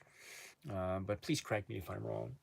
But anyway, um, so this causes, of course, the scene with Martin Brody and the bluefish scene, and he thinks that the shark, as Jared said in the chat, it looks like a shark from a distance because of how they're grouped together in that school and that shape, which is dark. It looks like a shark shadow, and it's looking again. It's doing that, and brings the bell out of the water, out of the water, out of the water, out of the water, out of the water. Bang, bang, bang. Oh, mommy, mommy. Bang, bang, right? And he's like, oh, it's just bluefish, Chief. It's just bluefish. Uh, it's okay, everyone. Calm down. It's okay. I just shot my gun, but it's okay. Don't worry. It's just bluefish. My career's ruined. So that's the scene, and then of course I mentioned earlier the very poignant scene involving father and son in the beach, picking up the shell casings from the sugar sand, and the beautiful John Williams music that punctuates the final part of that scene as we close out into the nighttime. And this is the low point of Chief Brody. This is the low point. He had a low point in the earlier film too, I think, with the situation involving Alex Kidner. But here, it's a very low point. It leads to the confrontation, or the scene involving then the picture and the development of the picture. That was in the camera of those divers at the beginning of the film, and the development of the picture with that great developing scene, and the shaking of the fluid, right, to slowly reveal image. And as I say, it was hard for me, and it still is hard for me to make out what it is. I can kind of see it with the circle up there and the mouth, but it's not clear. But that's perfect too, because it means that the mystery is still sustained. There's no conclusive evidence yet that there is a shark. So at least from the viewpoint of the council, the Amity Council, whatever the governmental body or organ is called or referred to. But then he confronts the council, and we see some people from the earlier film. We see, what's his name, Harry, the bad hat. Oh, is this seaweed? I don't know. That's probably Harry's revenge against Chief Brody from the first film. He said, "You insulted my hat, Chief Brody. So now I'm going to pretend that this photograph isn't a shark; it's seaweed. So take that. You should have been nicer to me on that beach at the time that Alex Kintner got killed. All right, take that." And there's that, and there's also the lady from the first film with the glasses who said, "Neither, it's nothing, it's nothing." And this was the lady from the first films. She was like, Ellen, you are never an islander. I have an opinion, and I think it speaks for everyone here. Are you going to close the beach? So that lady, so she's back there. And also there's the gentleman, I think it's from the first film. He was the person on the July 4th beach. No one would be in the water, but Mayor Vaughn walked towards this kind of random couple. And it's like, I'm trying to absorb some, please go in the water. So Mayor Vaughn urges this couple with their kids to be the first to go into the water in the first film. I think it's that same guy who's sitting in between Harry and Len as well. And then, of course, there's Mayor Vaughn. And so they have to vote. And the idea being is are they going to vote to fire Chief Brody? And then they go. And I think this is in one of the deleted scenes. We don't get this in the what's like the main cut, but the extended version or TV version, I don't know what it is, the deleted scenes version. You can see the deliberation of the council, and they're trying to decide what to do, the fate of Chief Brody, and they take a vote, and all the people are in favor of firing Chief Brody, raise their hands, and all opposed. And it's Mayor Vaughn who raises it. I wish they had kept that in, because that would have, I think, given us a bit more sympathy towards Mayor Vaughn's position, which I think is very important, to see the kind of evolution that his character underwent from where he was at the end of the first film versus where he is now at this point in the second film. But oh well, the end result of this being that Chief Brody is no longer Chief Brody; he is fired, and so you realize later in that talk, he's like, I shot off my mouth, I shot off my gun. 4 years down the drain. And then Alan's like, what's really the matter? I'd never been fired before. And that's just a really lovely human moment. Again, this is his lowest point. He's been fired from this place. He's been this bedrock of the community.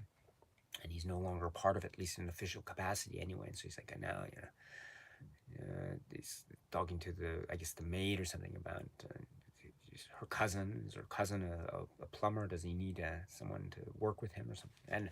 And Hendricks is always there. And so Hendricks, the deputy, is now becoming the chief. And this is where now former Chief Brody comes in. He's like, so toast, Chief. And then here we have Hendricks. I think you're the greatest. I don't want your job. I think you're the greatest. I don't want your job. I'm going to take your job, but I don't want it. So that lovely. And maybe I'm being too much in jest. Hendricks, I think, is really honest in his admiration for Martin Brody. But here we have, yes, Hendricks just giving his. Stopping by because he knows what happened. And so I thought it was really lovely gesture. Hendricks is a really, really upright character. And he really also pulls through at the end where he says, Chief, you're not Chief anymore. I can't let you, I can't, oh, fine, whatever. Let's do it. You can't fire both of us, right? Let's go. So he comes through at the end. He was never an antagonist anyway. He was always really a great character. Although, according to Martin Brody, he apparently has bad printing. Polly has better printing, but oh well. What was it? What was I saying? Oh yeah, so now we have Martin Brody's lowest point, and he's drunk, and he's got the later in the early morning. We'll see all the empty beer cans outside the car there, which Ellen Brody notices. It has a little bit of a Quint thing going on. Maybe he learned from his Jaws 1 days. He learned how to drink beer cans like Quint, like that kind of thing. Throw another chum marker. So there's that. Or drinking coffee like a Hooper. If that's the case, though, you're gonna have to increase your budget for styrofoam cups, because I can imagine if you used only one styrofoam cup per every cup of coffee that you drank, and every cup of coffee you drank, you crushed the cup, you'd have to buy a lot of cups. And I could see it could accumulate over time, and that probably increases your styrofoam cup budget. So I'd assume you'd probably not want to do that. You probably want to save the cup and use it as long as possible, especially if you're one who drinks more than one cup of coffee a day. But yeah. Oh, but anyway, we have the lowest point, and then at the lowest point, at the early hours, while all this is going on, we have Jackie, trying to be like, do you always do what your parents tell you to do? And Mike's just knowing that this is the right button push for Mike, saying, no. Good. I'll see the docket at 8 o'clock, everyone. Yeah, 8 o'clock. Let's go 8 o'clock. Yeah, and the guy with the sea witch and the boat called the Sea Witch and the beer and all this stuff. And I think that was earlier. Maybe that was earlier. Or was that later? I forget. But anyway, the all the plans are in motion for the early morning. And Raymond Rodriguez, our dear friend, mentioned the scene in the early morning. Sean, I want to go with you. Michael, and so now Sean is going to go there as well. Oh my goodness.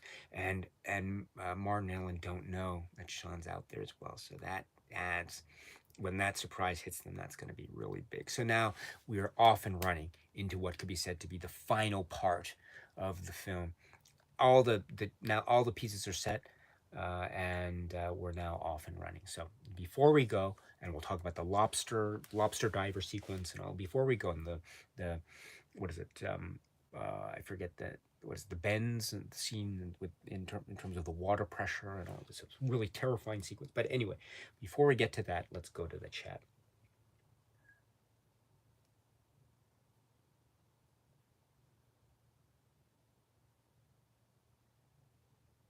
Okay, here we go. We have, let's see.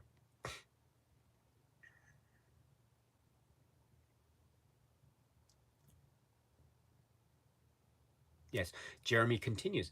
At the very least, you want to see a payoff with the mayor and the town council blowing off Brody again. Yes. Um, oh, Andrew, Plant Golem is here. Hello, it's nice to see you.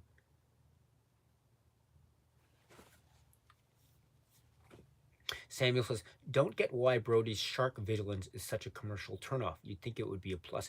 That's interesting from the point of view of investors.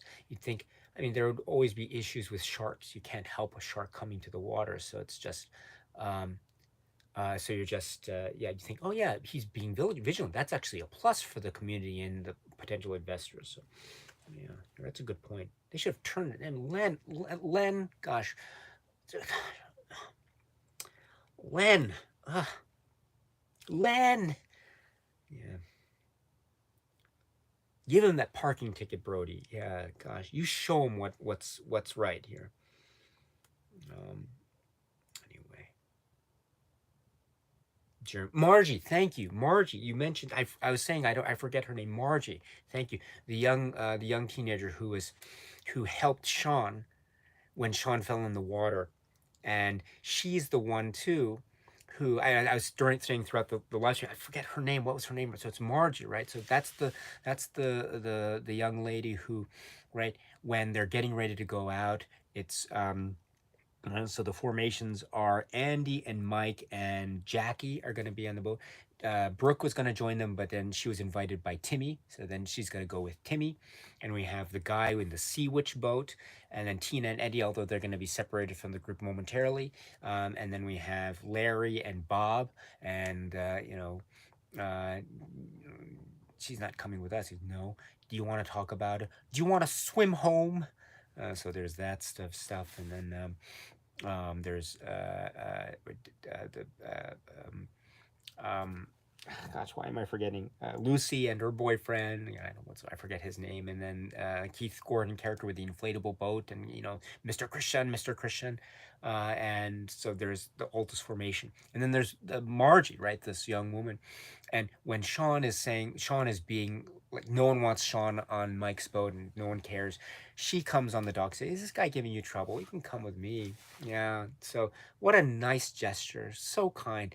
Like if I was a little boy and everyone else around me were these like what would seem to me to be like grown-up teenagers, it's a completely different world. If someone invited me like that, I'd be, oh, that was such a kind thing. So I can understand that warm maybe connection that he has with Margie, which makes her death scene all the more shocking. And that's, you can understand why Sean has the reaction that he does when she is killed and he screams, no! You can understand that. And then suddenly cuts to Jackie, who suddenly occupies the entire screen. I'm like, all right, Jackie, I understand you're upset, but let's focus on Sean. Sean had a real relationship. You didn't care about Margie, right? Where's the, what, right? Gosh, Jack. You could tell that Sean was really screaming, of course, for him, but also he was screaming for her. Jackie, I'm not sure if she's screaming necessarily for her as much as she is for herself. Again, I'm sorry for anyone who's who's a member of the Jackie fan club. I am not in that fan club. I'm sorry. I'm sorry. Maybe I shouldn't be so quick to talk. If I were in the same situation as Jackie and others, maybe I would be reacting in the same way, maybe even more panic. But oh my goodness, just give us a moment for Sean and Margie. Gosh, Jackie. Gosh. So anyway, yeah. Okay. Let's see.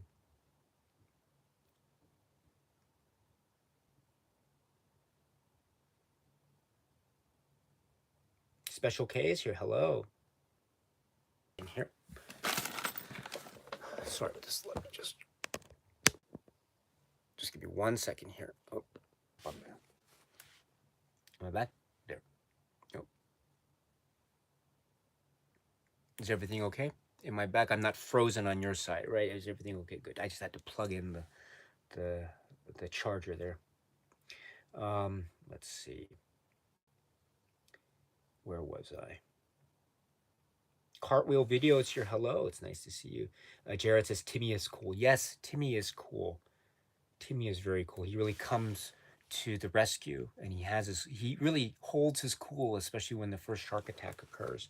So I don't know what would have happened. I don't know if he ended up with. I don't know who ends up with Brooke at the end. Where did Brooke did Brooke go with Timmy, or um, uh, Doug? Right, because at the end on Cable Junction we see Keith Gordon, Doug character, and Brooke embracing. At least I think it's Brooke, right? Brookie Peters, according to Hendrix. But um, right, right, I'll get to that too. Junior Vaughn, Brookie Peters, Jackie, Mike, and our Mike is here. So, but um, uh, what was I saying? My memory today is not so good. I apologize. I'm not remembering details as well as I would like, so I apologize. But oh well. Let's see.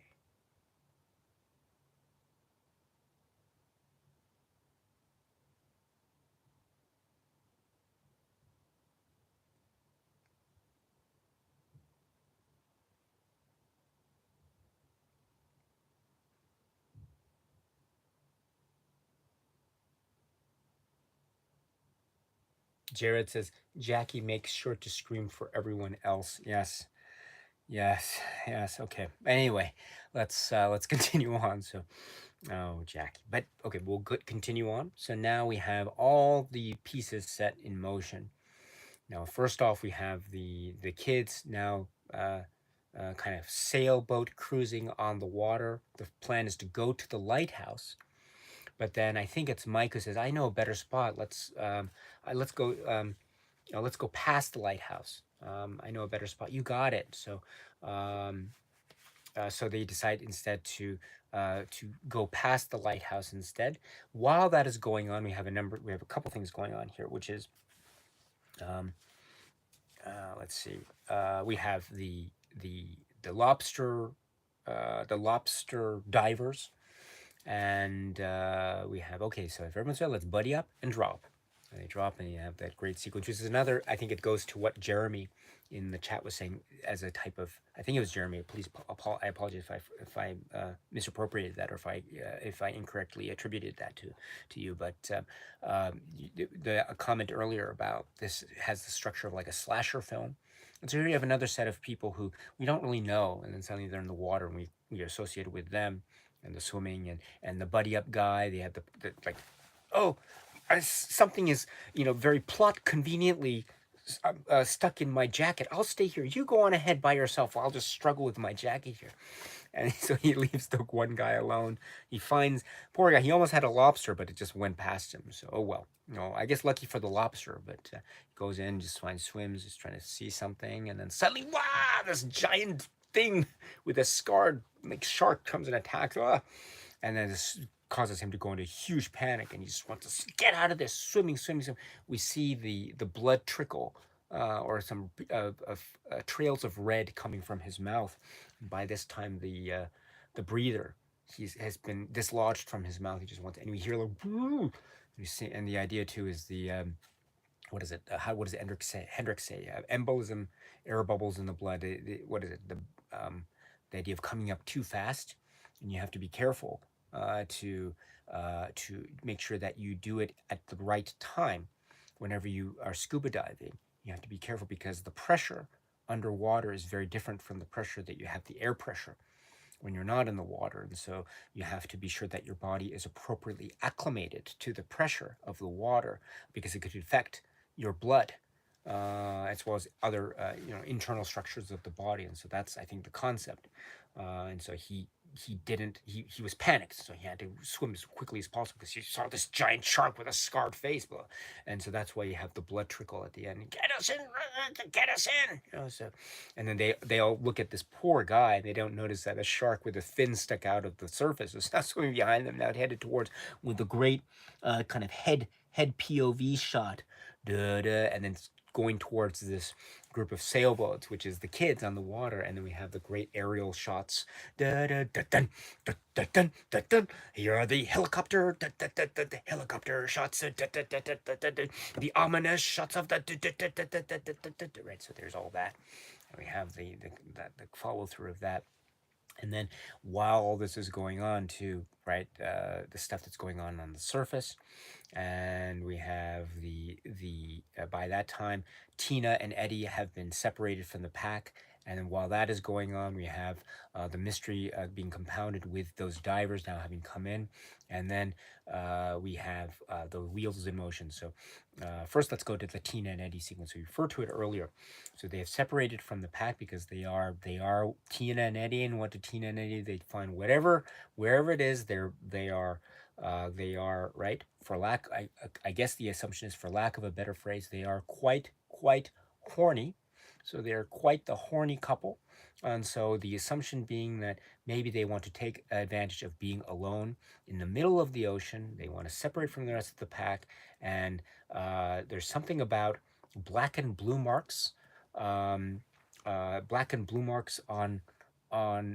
buttocks. So again, this is I don't quite know what that is. I can maybe have some possible, if I use my imagination, maybe I can possibly come up with some scenarios. But so there's, oh, you need a blanket, huh? Oh, you need a blanket. So there's that. Oh, here's the blanket. And so you kind of think, Eddie, kind of what's going on? Although he has some really awesome curls in his hair, by the way. That hairstyle of Eddie is really quite something. But as he pulls out the blanket for what we assume to be some I guess some nice frolicking to do in on Tina's Joy sailboat there, suddenly the shark attacks and he falls over into the water, and it drags the boat towards one Tina, and then the wave crashes into Tina, blah, and then something, they don't know what's going on. So the idea, I think, is Tina and Eddie are in Tina's Joy sailboat. The shark approaches, pushes the boat. As it pushes the boat, Eddie falls in the water here.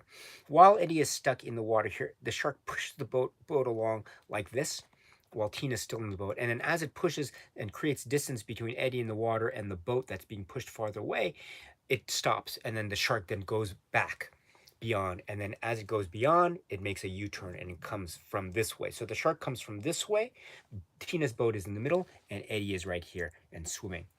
And so that's why you have the sequence with the shark coming from one direction and Eddie swimming towards the other direction with the boat in the middle. Really interesting stuff. And then you have and then we have the sequence where Tina looks and sees the shark fin.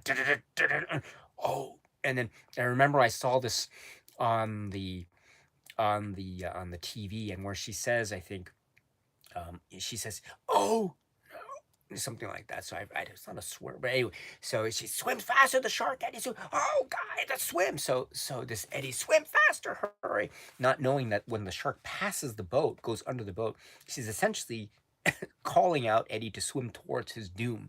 And then we understand that he's swimming towards the shark. He doesn't know, but the shark, oh, Eddie, Eddie, right? So and the same, the shark's like, it just grabs the guy, and it's so frightening. So the idea is the shark has Eddie in his mouth and swimming away, and super fast. Well, it's like an Olympic swimmer. It's faster than an Olympic swimmer. I don't know who would win in a race. Would it be Eddie when he's being eaten by the shark, or like Michael Phelps? I don't know. But anyway, it would be, he says, oh God, Tina. And then we have Tina, who's now in shock because they've seen this terrible thing happen with Eddie. Oh, they were intending just a few moments ago to have a little bit of a nice time with a blanket, and all of a sudden he's dead with a pool of blood emerging in the water. So suddenly, talk about a sudden chain of plans. But make it go away, make it go away. So we have all that set up, and then while this is going on, right, Brody and Ellen and Hendrix, they realize that the divers have been attacked by something, or something's out there. Something must have scared him. He just panicked. It's okay. We're taking good care of him, says the paramedic. And so that means that they're really worried something's out there. And then they realize that from Hendrix, they realize that the kids are out there, right? Larry Vaughn, Brookie Peters, Jackie, Mike, and Mike. Yeah, they're going to Lighthouse. Hey, where are you go? So they want to take the boat out. And then Hendrix, as I mentioned, Chief, you're not chief anymore. I can't let you take this police boat out. So Mike is out there. And so Ellen, too, is really worried. So Ellen and Brody are just insistent on going out. And so Hendrix like, oh, so he just, okay, fine, let's go together. So they're now on search for those kids who are now out and about strand. And then we have the Tina and Eddie situation going on.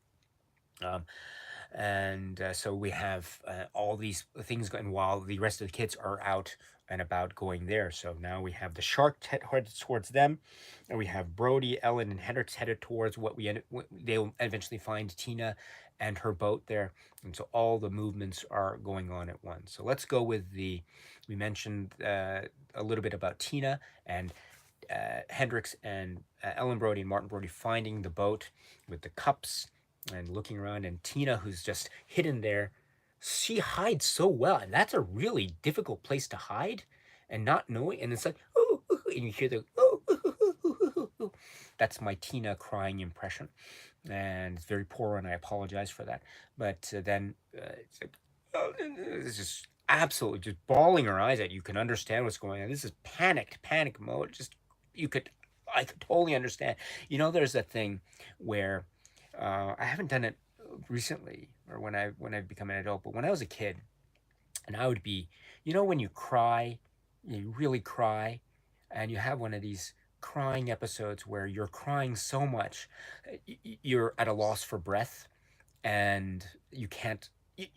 I remember when I was a kid, for some reason, I cried so much for whatever reason, I forget now, but there would be those occasions where I would be crying so much that I would be at a loss for breath, and I'd be trying to talk, but it would be this super like stutter. I wouldn't be able to make out the words, to say the words out, because and that's exactly what's happening to Tina right now.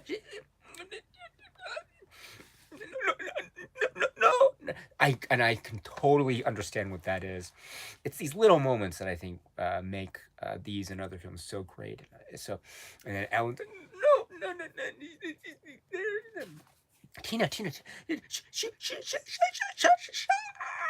so there's that. That's the proof. That's the proof. Again, I don't know exactly what she said, to be perfectly honest, but they know. They know that she says shark. That's enough. And now he's like, boo, boo. I'm going to take this boat, says Brody. You guys are going to go with that random boat that's going to come towards and take you ashore. That's what's going on there. And then now Brody's going to go out alone. I don't know why doesn't take Hendrix, but okay. He goes out alone to find the kids. He doesn't know at this point that Mike and Sean are out there. He doesn't know that Sean's out. He only thinks that only Mike's out there as far as his two sons. So now that leads to the two sequences. Martin Brody is going towards the kids. The kids are already out sailing, and then Ellen Brody, Hendrix, and then Tina are going to go back ashore. So those are the three directions that are taking place. Then this leads to the attack, the first attack. So before we get to the attack, and Mr. Christian, pump up this boat scene. Let me go to the chat.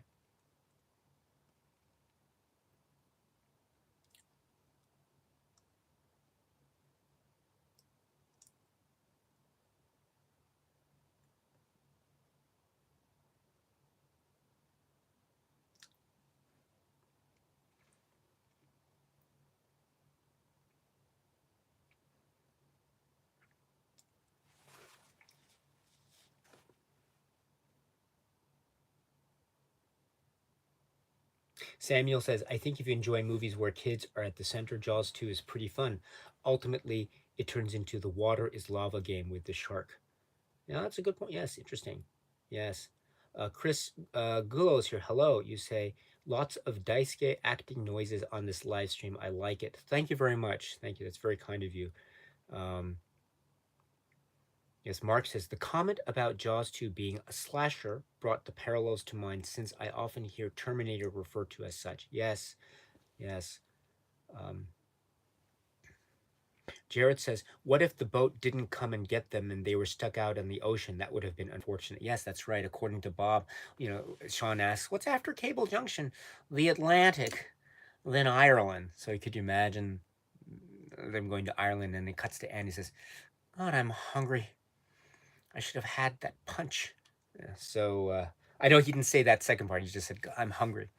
But I can imagine maybe he's thinking he should have had that punch. He shouldn't, he should have been grateful that he could still drink it, even though maybe the flavor wasn't so agreeable to him at the time early in the film. But okay, let's see. Yes, the blanket scene. I mean, I don't dislike Eddie as a character. I think he was really he seemed very he seemed to care very much about Tina. So I don't know. Yeah, again, he's just trying to get a blanket. But oh well, things happen, right? There we go. Oh, sorry about this. Okay, how are we for time? Good. We have I have about 30 minutes left. So that's good. Okay, now let us continue on. So where were we? So the idea now is we're at the maybe towards the final stages of the last main act of the film. We are now heading towards, which is now with the kids focusing on the sailboat and right, the inflatable boat, right? Mr. Christian, pump up this boat, shave off that dreadful moustache. England demands every man to do, full speed ahead. This will be our finest hour. Boom! He over pumped it, and so it caused a hole, and that's a pretty big hole. That is a really big hole. I would be like, oh gosh, that's that could be pretty significant. And so you need to tape it up pretty quickly. But anyway, someone pop your balloon? Yeah, no problem, no problem. Suddenly the shark's like, why? There was like, oh gosh. Now, kudos to Keith Gordon here, who seems to be a really fast swimmer. I don't know, based on your viewings of the film, who do you think is the best swimmer here of the characters? My hunch is I think Keith Gordon's character is probably the best swimmer. of the bunch. He's really fast. He's really, really fast indeed. So that's pretty good. So he's able to get out of the water before anything happens. And then of course the sharks. And then now we get the first of the Jackie screams. And then, and then the boat falls, and Mike unfortunately hits his head. And then the boat, the boat called the Sea Witch. That guy, watch out, watch! Oh no, oh no! They're gonna go, and everything's panicked, and Margie and Sean's boat capsizes over. Timmy Brooke! And then somebody crashes. Timmy, swim! Timmy falls, but it's okay. And then Larry and Bob's like, get me out of here! Get me in! Oh, Larry! Oh, all this, it's all this mess. Okay, so that's chaos. Chaos number one. Okay, so it's all stuck. It's all stuck except the Sea Witch. Okay, the Sea Witch, and Timmy is now on the Sea Witch with the guy. You know, oh, the case of beer are kind of vacationing on my boat. That guy, and so so now we have Mike in the water. And I've been pretty harsh on Jackie so far. I really should take that back at least a little, because here's a moment where Jackie seems to be thinking about someone other than herself, because she's the one here after she's been taken out of the water. She's the one who says, someone look out for Mike. So she's the one who calls about Mike, and then you hear one of the people say, Mike, get out of there. And so Mike is unconscious, bobbing because of I guess the life preserver vest that he's wearing or something. And suddenly the shark, this is a really, really exciting, suspenseful scene. The Sea Witch boat guy comes in and he's like, Timmy, come on, let's go pick him up. Come on. It's like, oh, this jacket, I can't grab this jacket. Like, and then the shark's like, with the fin, right? The fin's going, the POV shot from the fin, and it's really good. And then the shark goes, just in time, right? Just in time. Wow, what a sequence this is, huh? And wow. Oh man. And so everything's set. So now Timmy, that guy, and unconscious Mike are in the Sea Witch boat. He seems to be injured. So they decide to go off. Can you sail? Bring some help out here fast. Let's go. So they go away. I don't know why they didn't decide to bring maybe another person. They should have maybe thought, oh, maybe Sean should go because he's a little boy. I don't know. But oh well. That leaves Sean, Margie, Brooke, Jackie, Bob, Larry Vaughn Jr., Andy, Lucy's. What's Lucy's boyfriend's name? I'm so sorry. And then of course Keith Gordon, Doug. What's Lucy's boy? Is it Patrick? Is that Patrick? Okay. If you know, please let me know.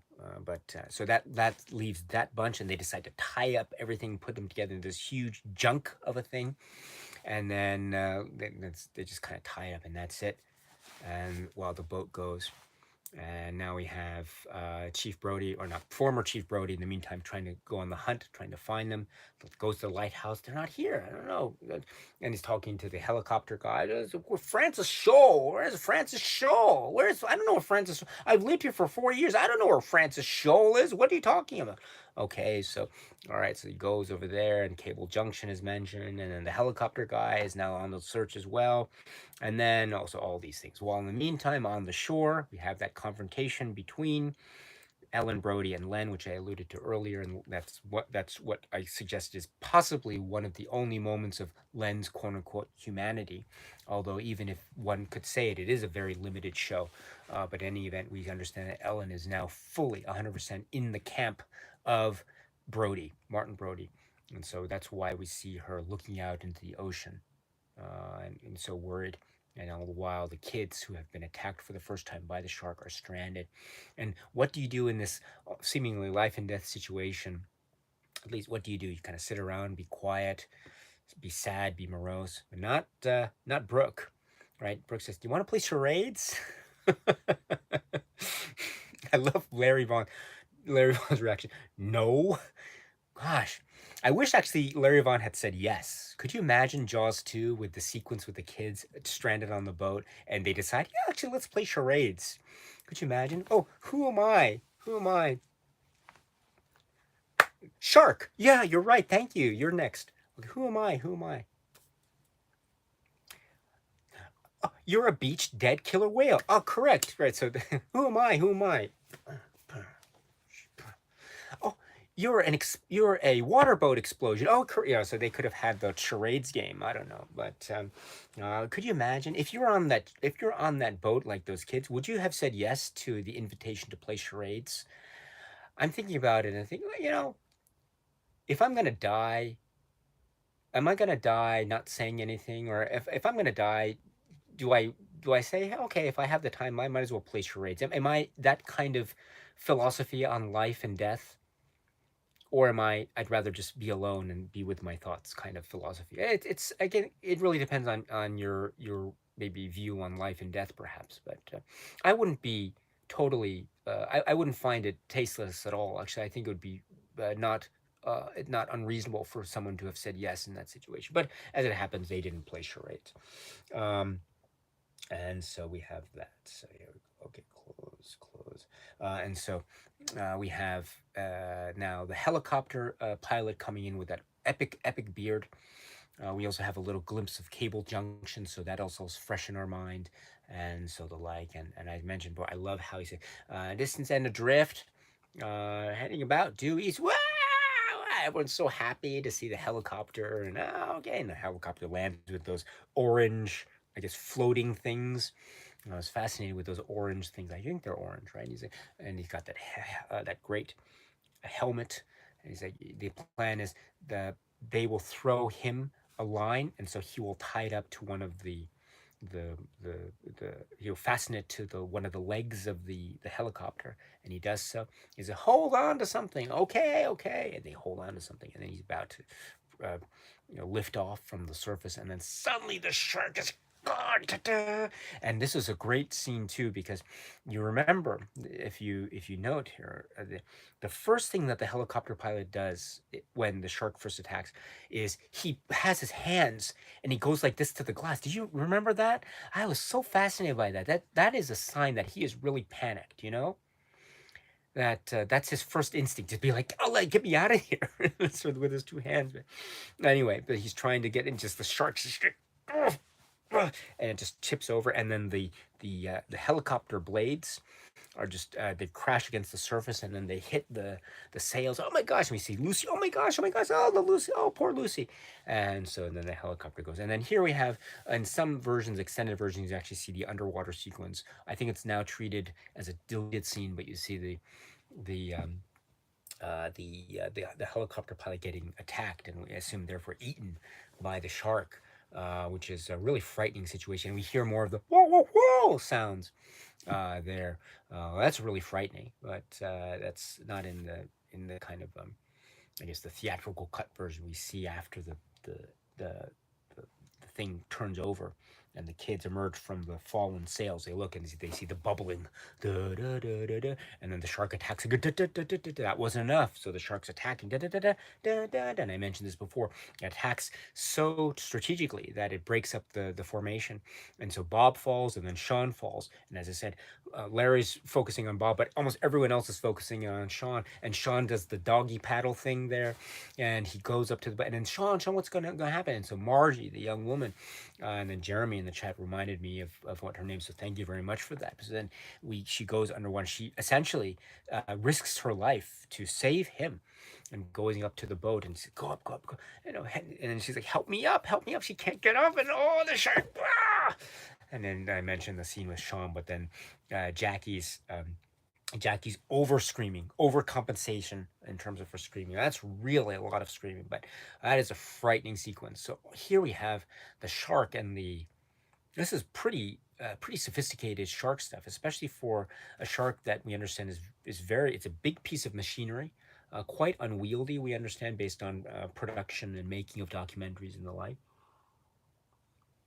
It's timed really well in terms of that death scene. Really scary indeed. That, and you can imagine the horror, seeing that happen before your very eyes. Sean, wow, oh, that is frightening.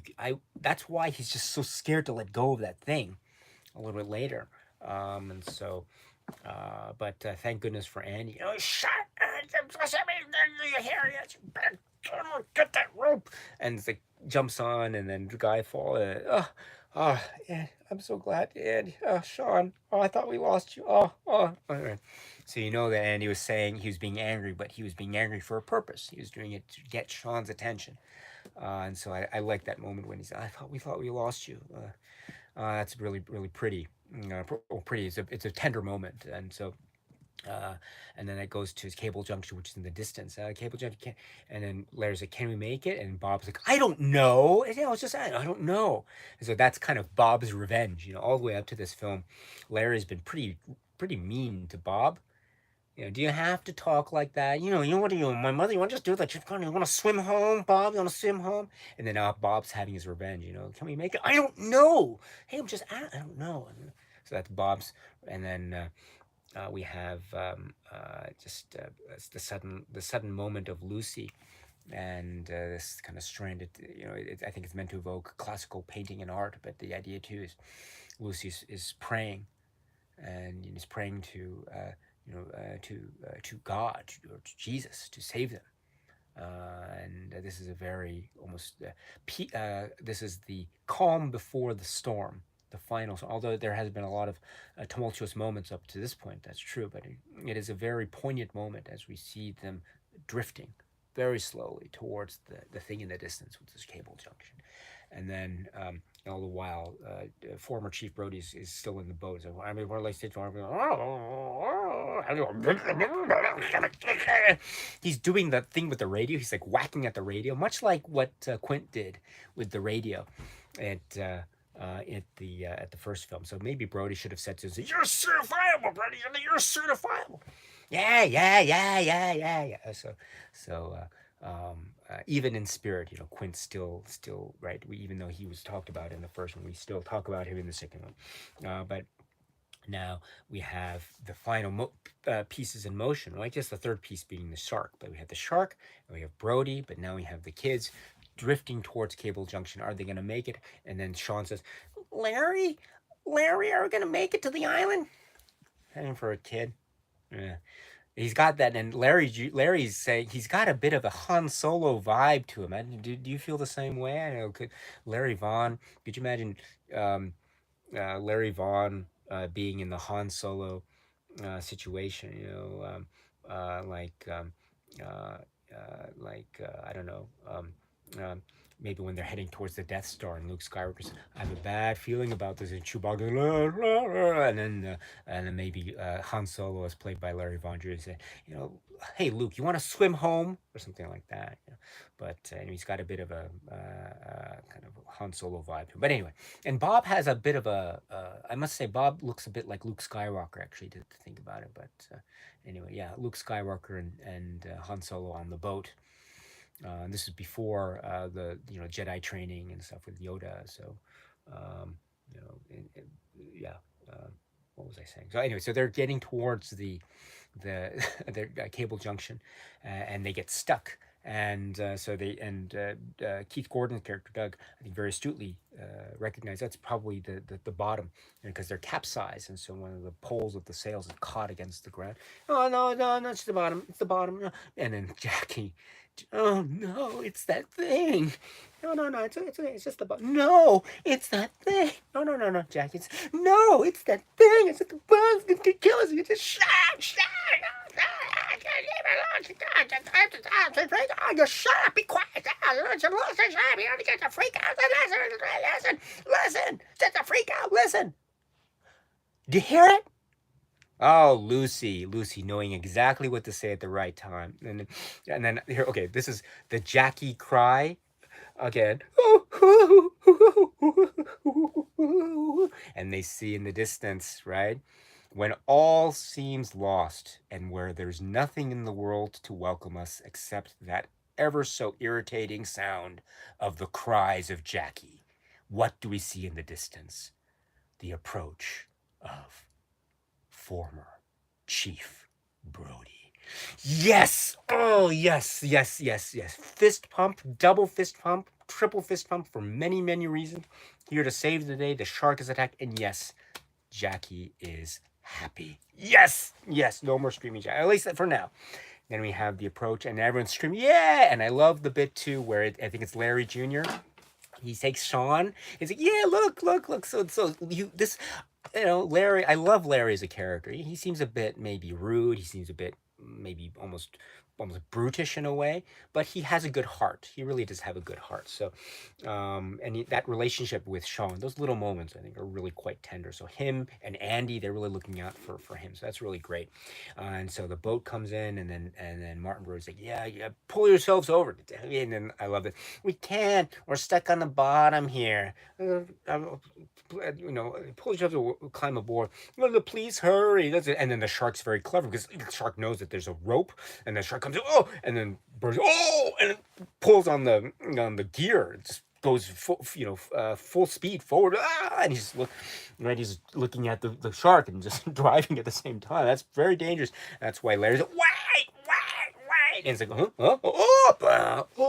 Dad, and then Lucy's like, oh. All right, so that's the sequence there. So the shark's very clever. So he knows where the rope is and bites on the rope. Very, very clever indeed. So as I think Samuel was saying earlier in the chat, he is a mastermind. He's a genius. He knows the maneuverings like a chessboard. So he's playing what's a three-dimensional chest, not three-dimensional, three-dimensional chess. So at the same time, so there's that, and then now the boat's crashed in Cable Junction. I'm okay, hold on. And he has the idea of taking the hooks and then having them attached to the boat, and then turning the crank so you can drag them to shore. Pull these hooks over the rope and then secure them to the raft, and I'll pull you back with the weights. You got it? Okay. And they understand quite quickly what's going on. I mean, I'm not a nautical person, so maybe for me it takes a little bit of time to understand exactly, to digest exactly what he just said in that moment. But give credit where credit's due to people like Larry and others who get that immediately.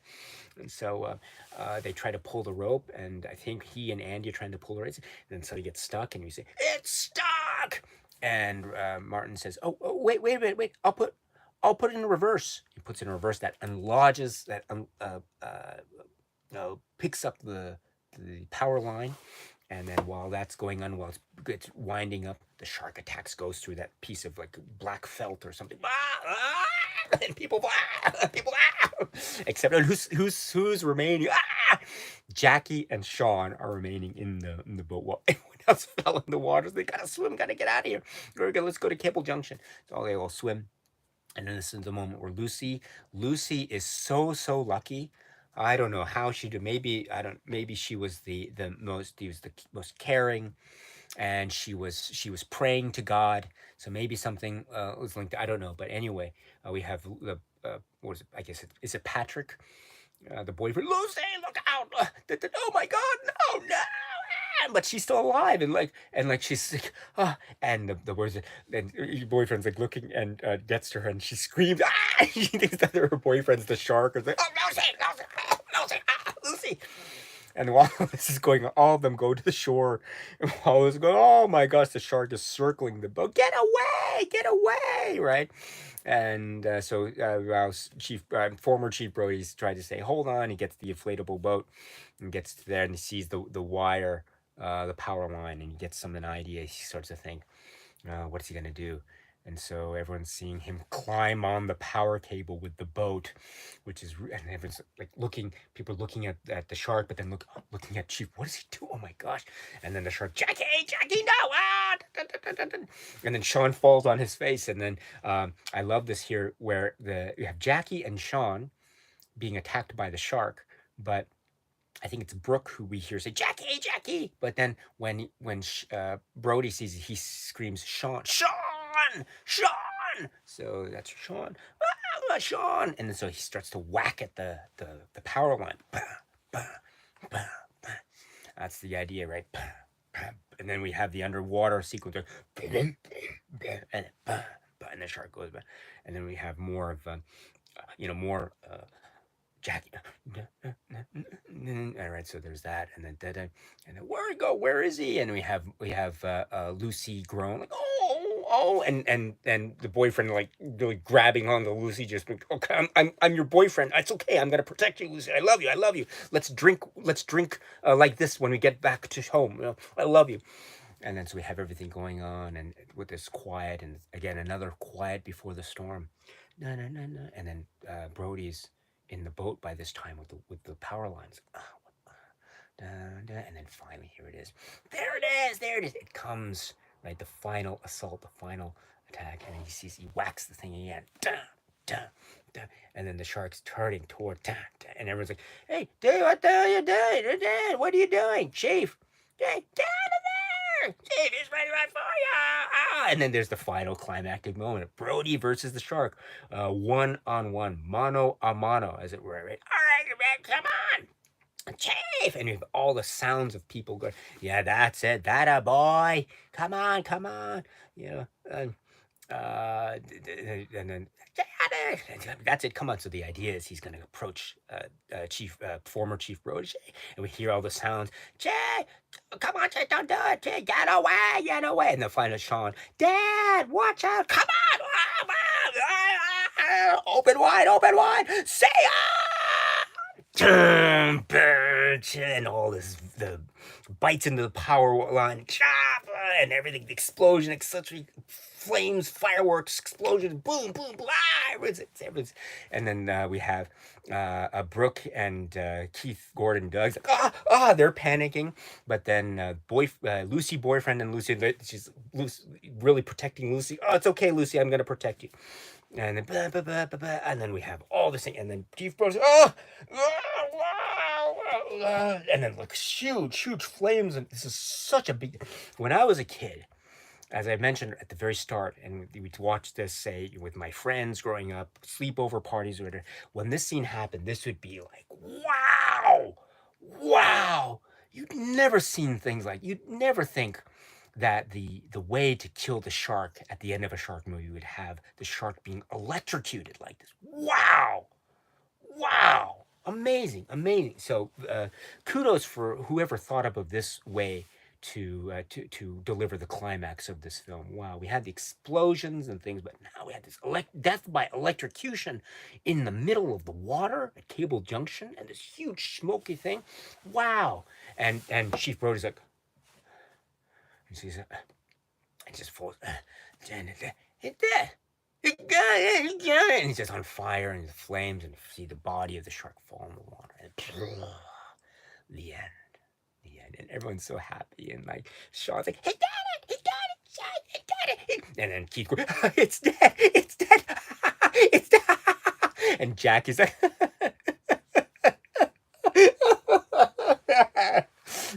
and then Bob, "Oh, thank you, and then that's it, right? So we have now the final throws, the final epilogue, if you will.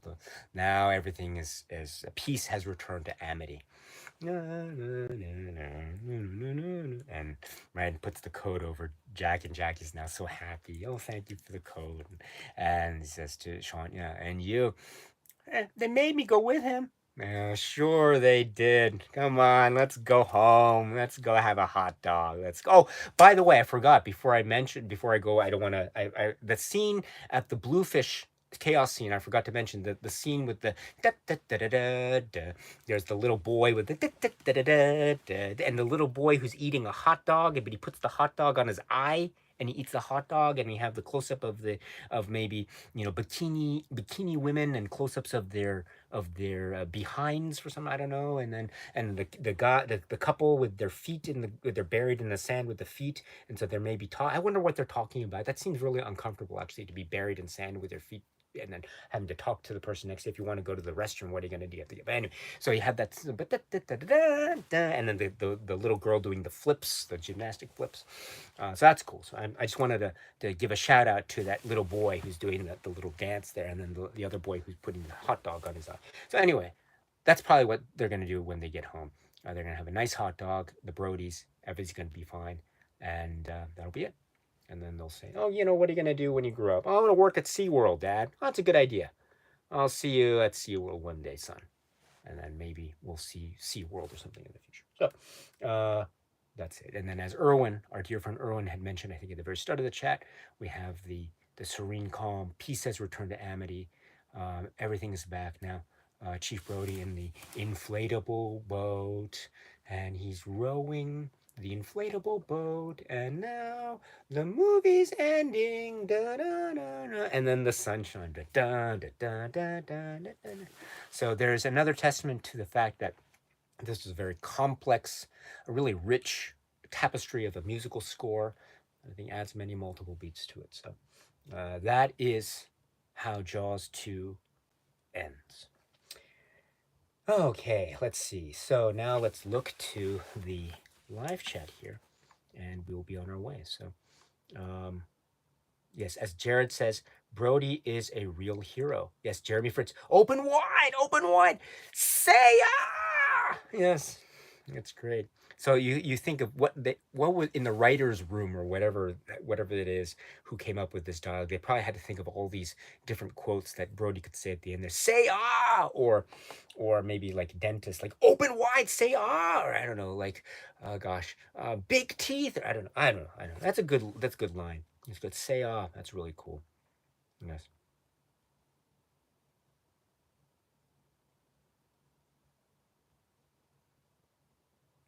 So I wrote this as what is that? Let's see here. I don't know what this is in reference to. Jared says this shark isn't dumb. Oh, and Ben Nowak says earlier, he says the moment when they all start paddling on the rafts with their hands and then they realize they gotta stop because the shark is in the water is genuinely hilarious. Yeah. I think Keith Gordon realizes immediately he pulls his hands out, but then Bob is a little bit slower. Yeah.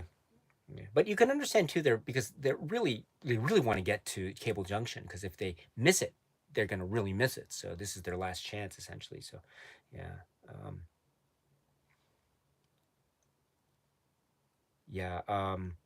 Jared says that moment where she's praying to God. This is Lucy. Yeah, it was quite powerful, even if it's a small moment. Yeah, I agree. It is a very powerful moment. It was well, I think, well deserved, and also well timed as well. Yes. Let's see.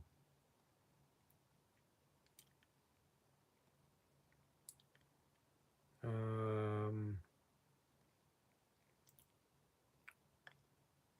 Ragman is here. Hello, it's nice to see you. Yes, talking about the great Roy Scheider. Yes, French Connection, Naked Lunch, Benway. Oh, it's interesting. Samuel Stevens mentions Scheider's like the Joseph Cotton of his era. Oh, that's interesting. Never thought of it that way. Very interesting. All right.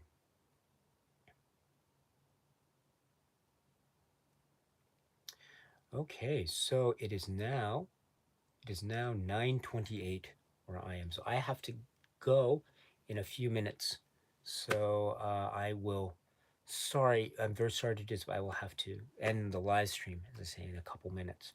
So if you have any last minute comments, please feel free to put them into the chat. I'm so sorry that I wasn't able to address all of them, but I hope you understand. Thank you very much for this opportunity, my dear friends. As you have, for those who've stayed for the entirety of this live stream, you'll no doubt realize that my approach to these discussions, and for example, this film is very, very kind of loose and not so structured. So I must apologize if that was not to your liking. It wasn't meant to offend or to displease, but it was just, again, I wanted to use this as an opportunity to talk with you about Jaws 2, and then also to be able to share just a little bit of how I feel about this film. I really do. I really cherish this film. It has a lot of memories that I associated with it, and it also has there's a lovely place, and I think about it, and I just remember this is what I saw as a kid, and even now it holds up. I look at it now, and I'm not disappointed. I don't see it, and I think, oh gosh, this was much better. I remember this being much better when I saw it as I don't have that feeling, because that entertainment value is sustained. And that has a lot to do with how closely I regarded it, as I say, in the VHS era, as well as I think how well it is structured. It is a very, very well structured film. Really excellent work indeed. Very worthy successor, sequel to the film from 1975. So this was very, very fun, and it continues to be very fun. I enjoyed this film immensely. Now, thank you so much to all who were contributing to this conversation, and with all of your information and your perspectives and opinions and views on this. This is really wonderful. I learned a lot. I learned a lot. Again, your enthusiasm sustains me in this channel. So I wouldn't be able to do this without you. Really, really, really. I wouldn't be able to do this without you. So thank you so much, as always, for your great, great support. All of you, great. Thank you. Ben, you say, just happy to finally catch one of these lists. Thank you so much. That means so much to me. Thank you. Um, yeah, I'm so honored. I'm very, very honored indeed. And everyone who joined in, it's great, great stuff as always. You are the best, really. I look forward to next Sunday. Next Sunday, same time, same place. We will be talking about Jaws 3. Jaws 3. Okay. Um, right, we will talk about Jaws 3. I am looking forward to that one so much. I saw that in the theater when I was a kid. I will talk about it. I don't quite remember all of it. I do remember some bits, not all of it, but I will talk about that as well. I was very, very young when I saw that, maybe too young. So we'll talk about that next Sunday at the live stream. If you're interested, I look forward to seeing you there, my dear, dear friends. Also, on a separate parallel track on this channel, I will be continuing on with the 31 days of gangster films and cop films from 1970 to the present. So after this live chat is over and I press end, maybe in maybe 30 minutes or an hour, maybe less, I will upload, or I will release the two videos for today for the cop film genre and the police film and the gangster film genre. So thank you so much for your continued support in that arena as well. I hope that you're enjoying that as well. If not, it's in any event, thank you for watching the videos or giving them a chance. Yeah, we'll continue with that as well. So there's the 31 days continuing forward. Jaws 3 discussion next Sunday, and the Sunday after that will be Jaws the Revenge. I'm looking forward to that. I saw that one in the theater as well. So, but anyway, thank you so much. How should we close this one out? Should we close it out with a 908? What is a 908? 908 means get me out of there. Or maybe let's close it out with the immortal words of Bob. Let me say, as Bob ends his final lines in the film, I don't want to. Let's end with that because I think it's a great line, great thing. As Bob says in the film, "Oh, thank you, thank you, thank you, thank you, thank you, thank you." So, my dear friends, from the bottom of my heart, truly, deeply, thank you, thank you, thank you, thank you, thank you, thank you. And we will see each other hopefully at the next one. Until then, my friends, be well, truly, truly. Be well. That's the most important thing. And cheers. What's a 908? I've never heard of a 908.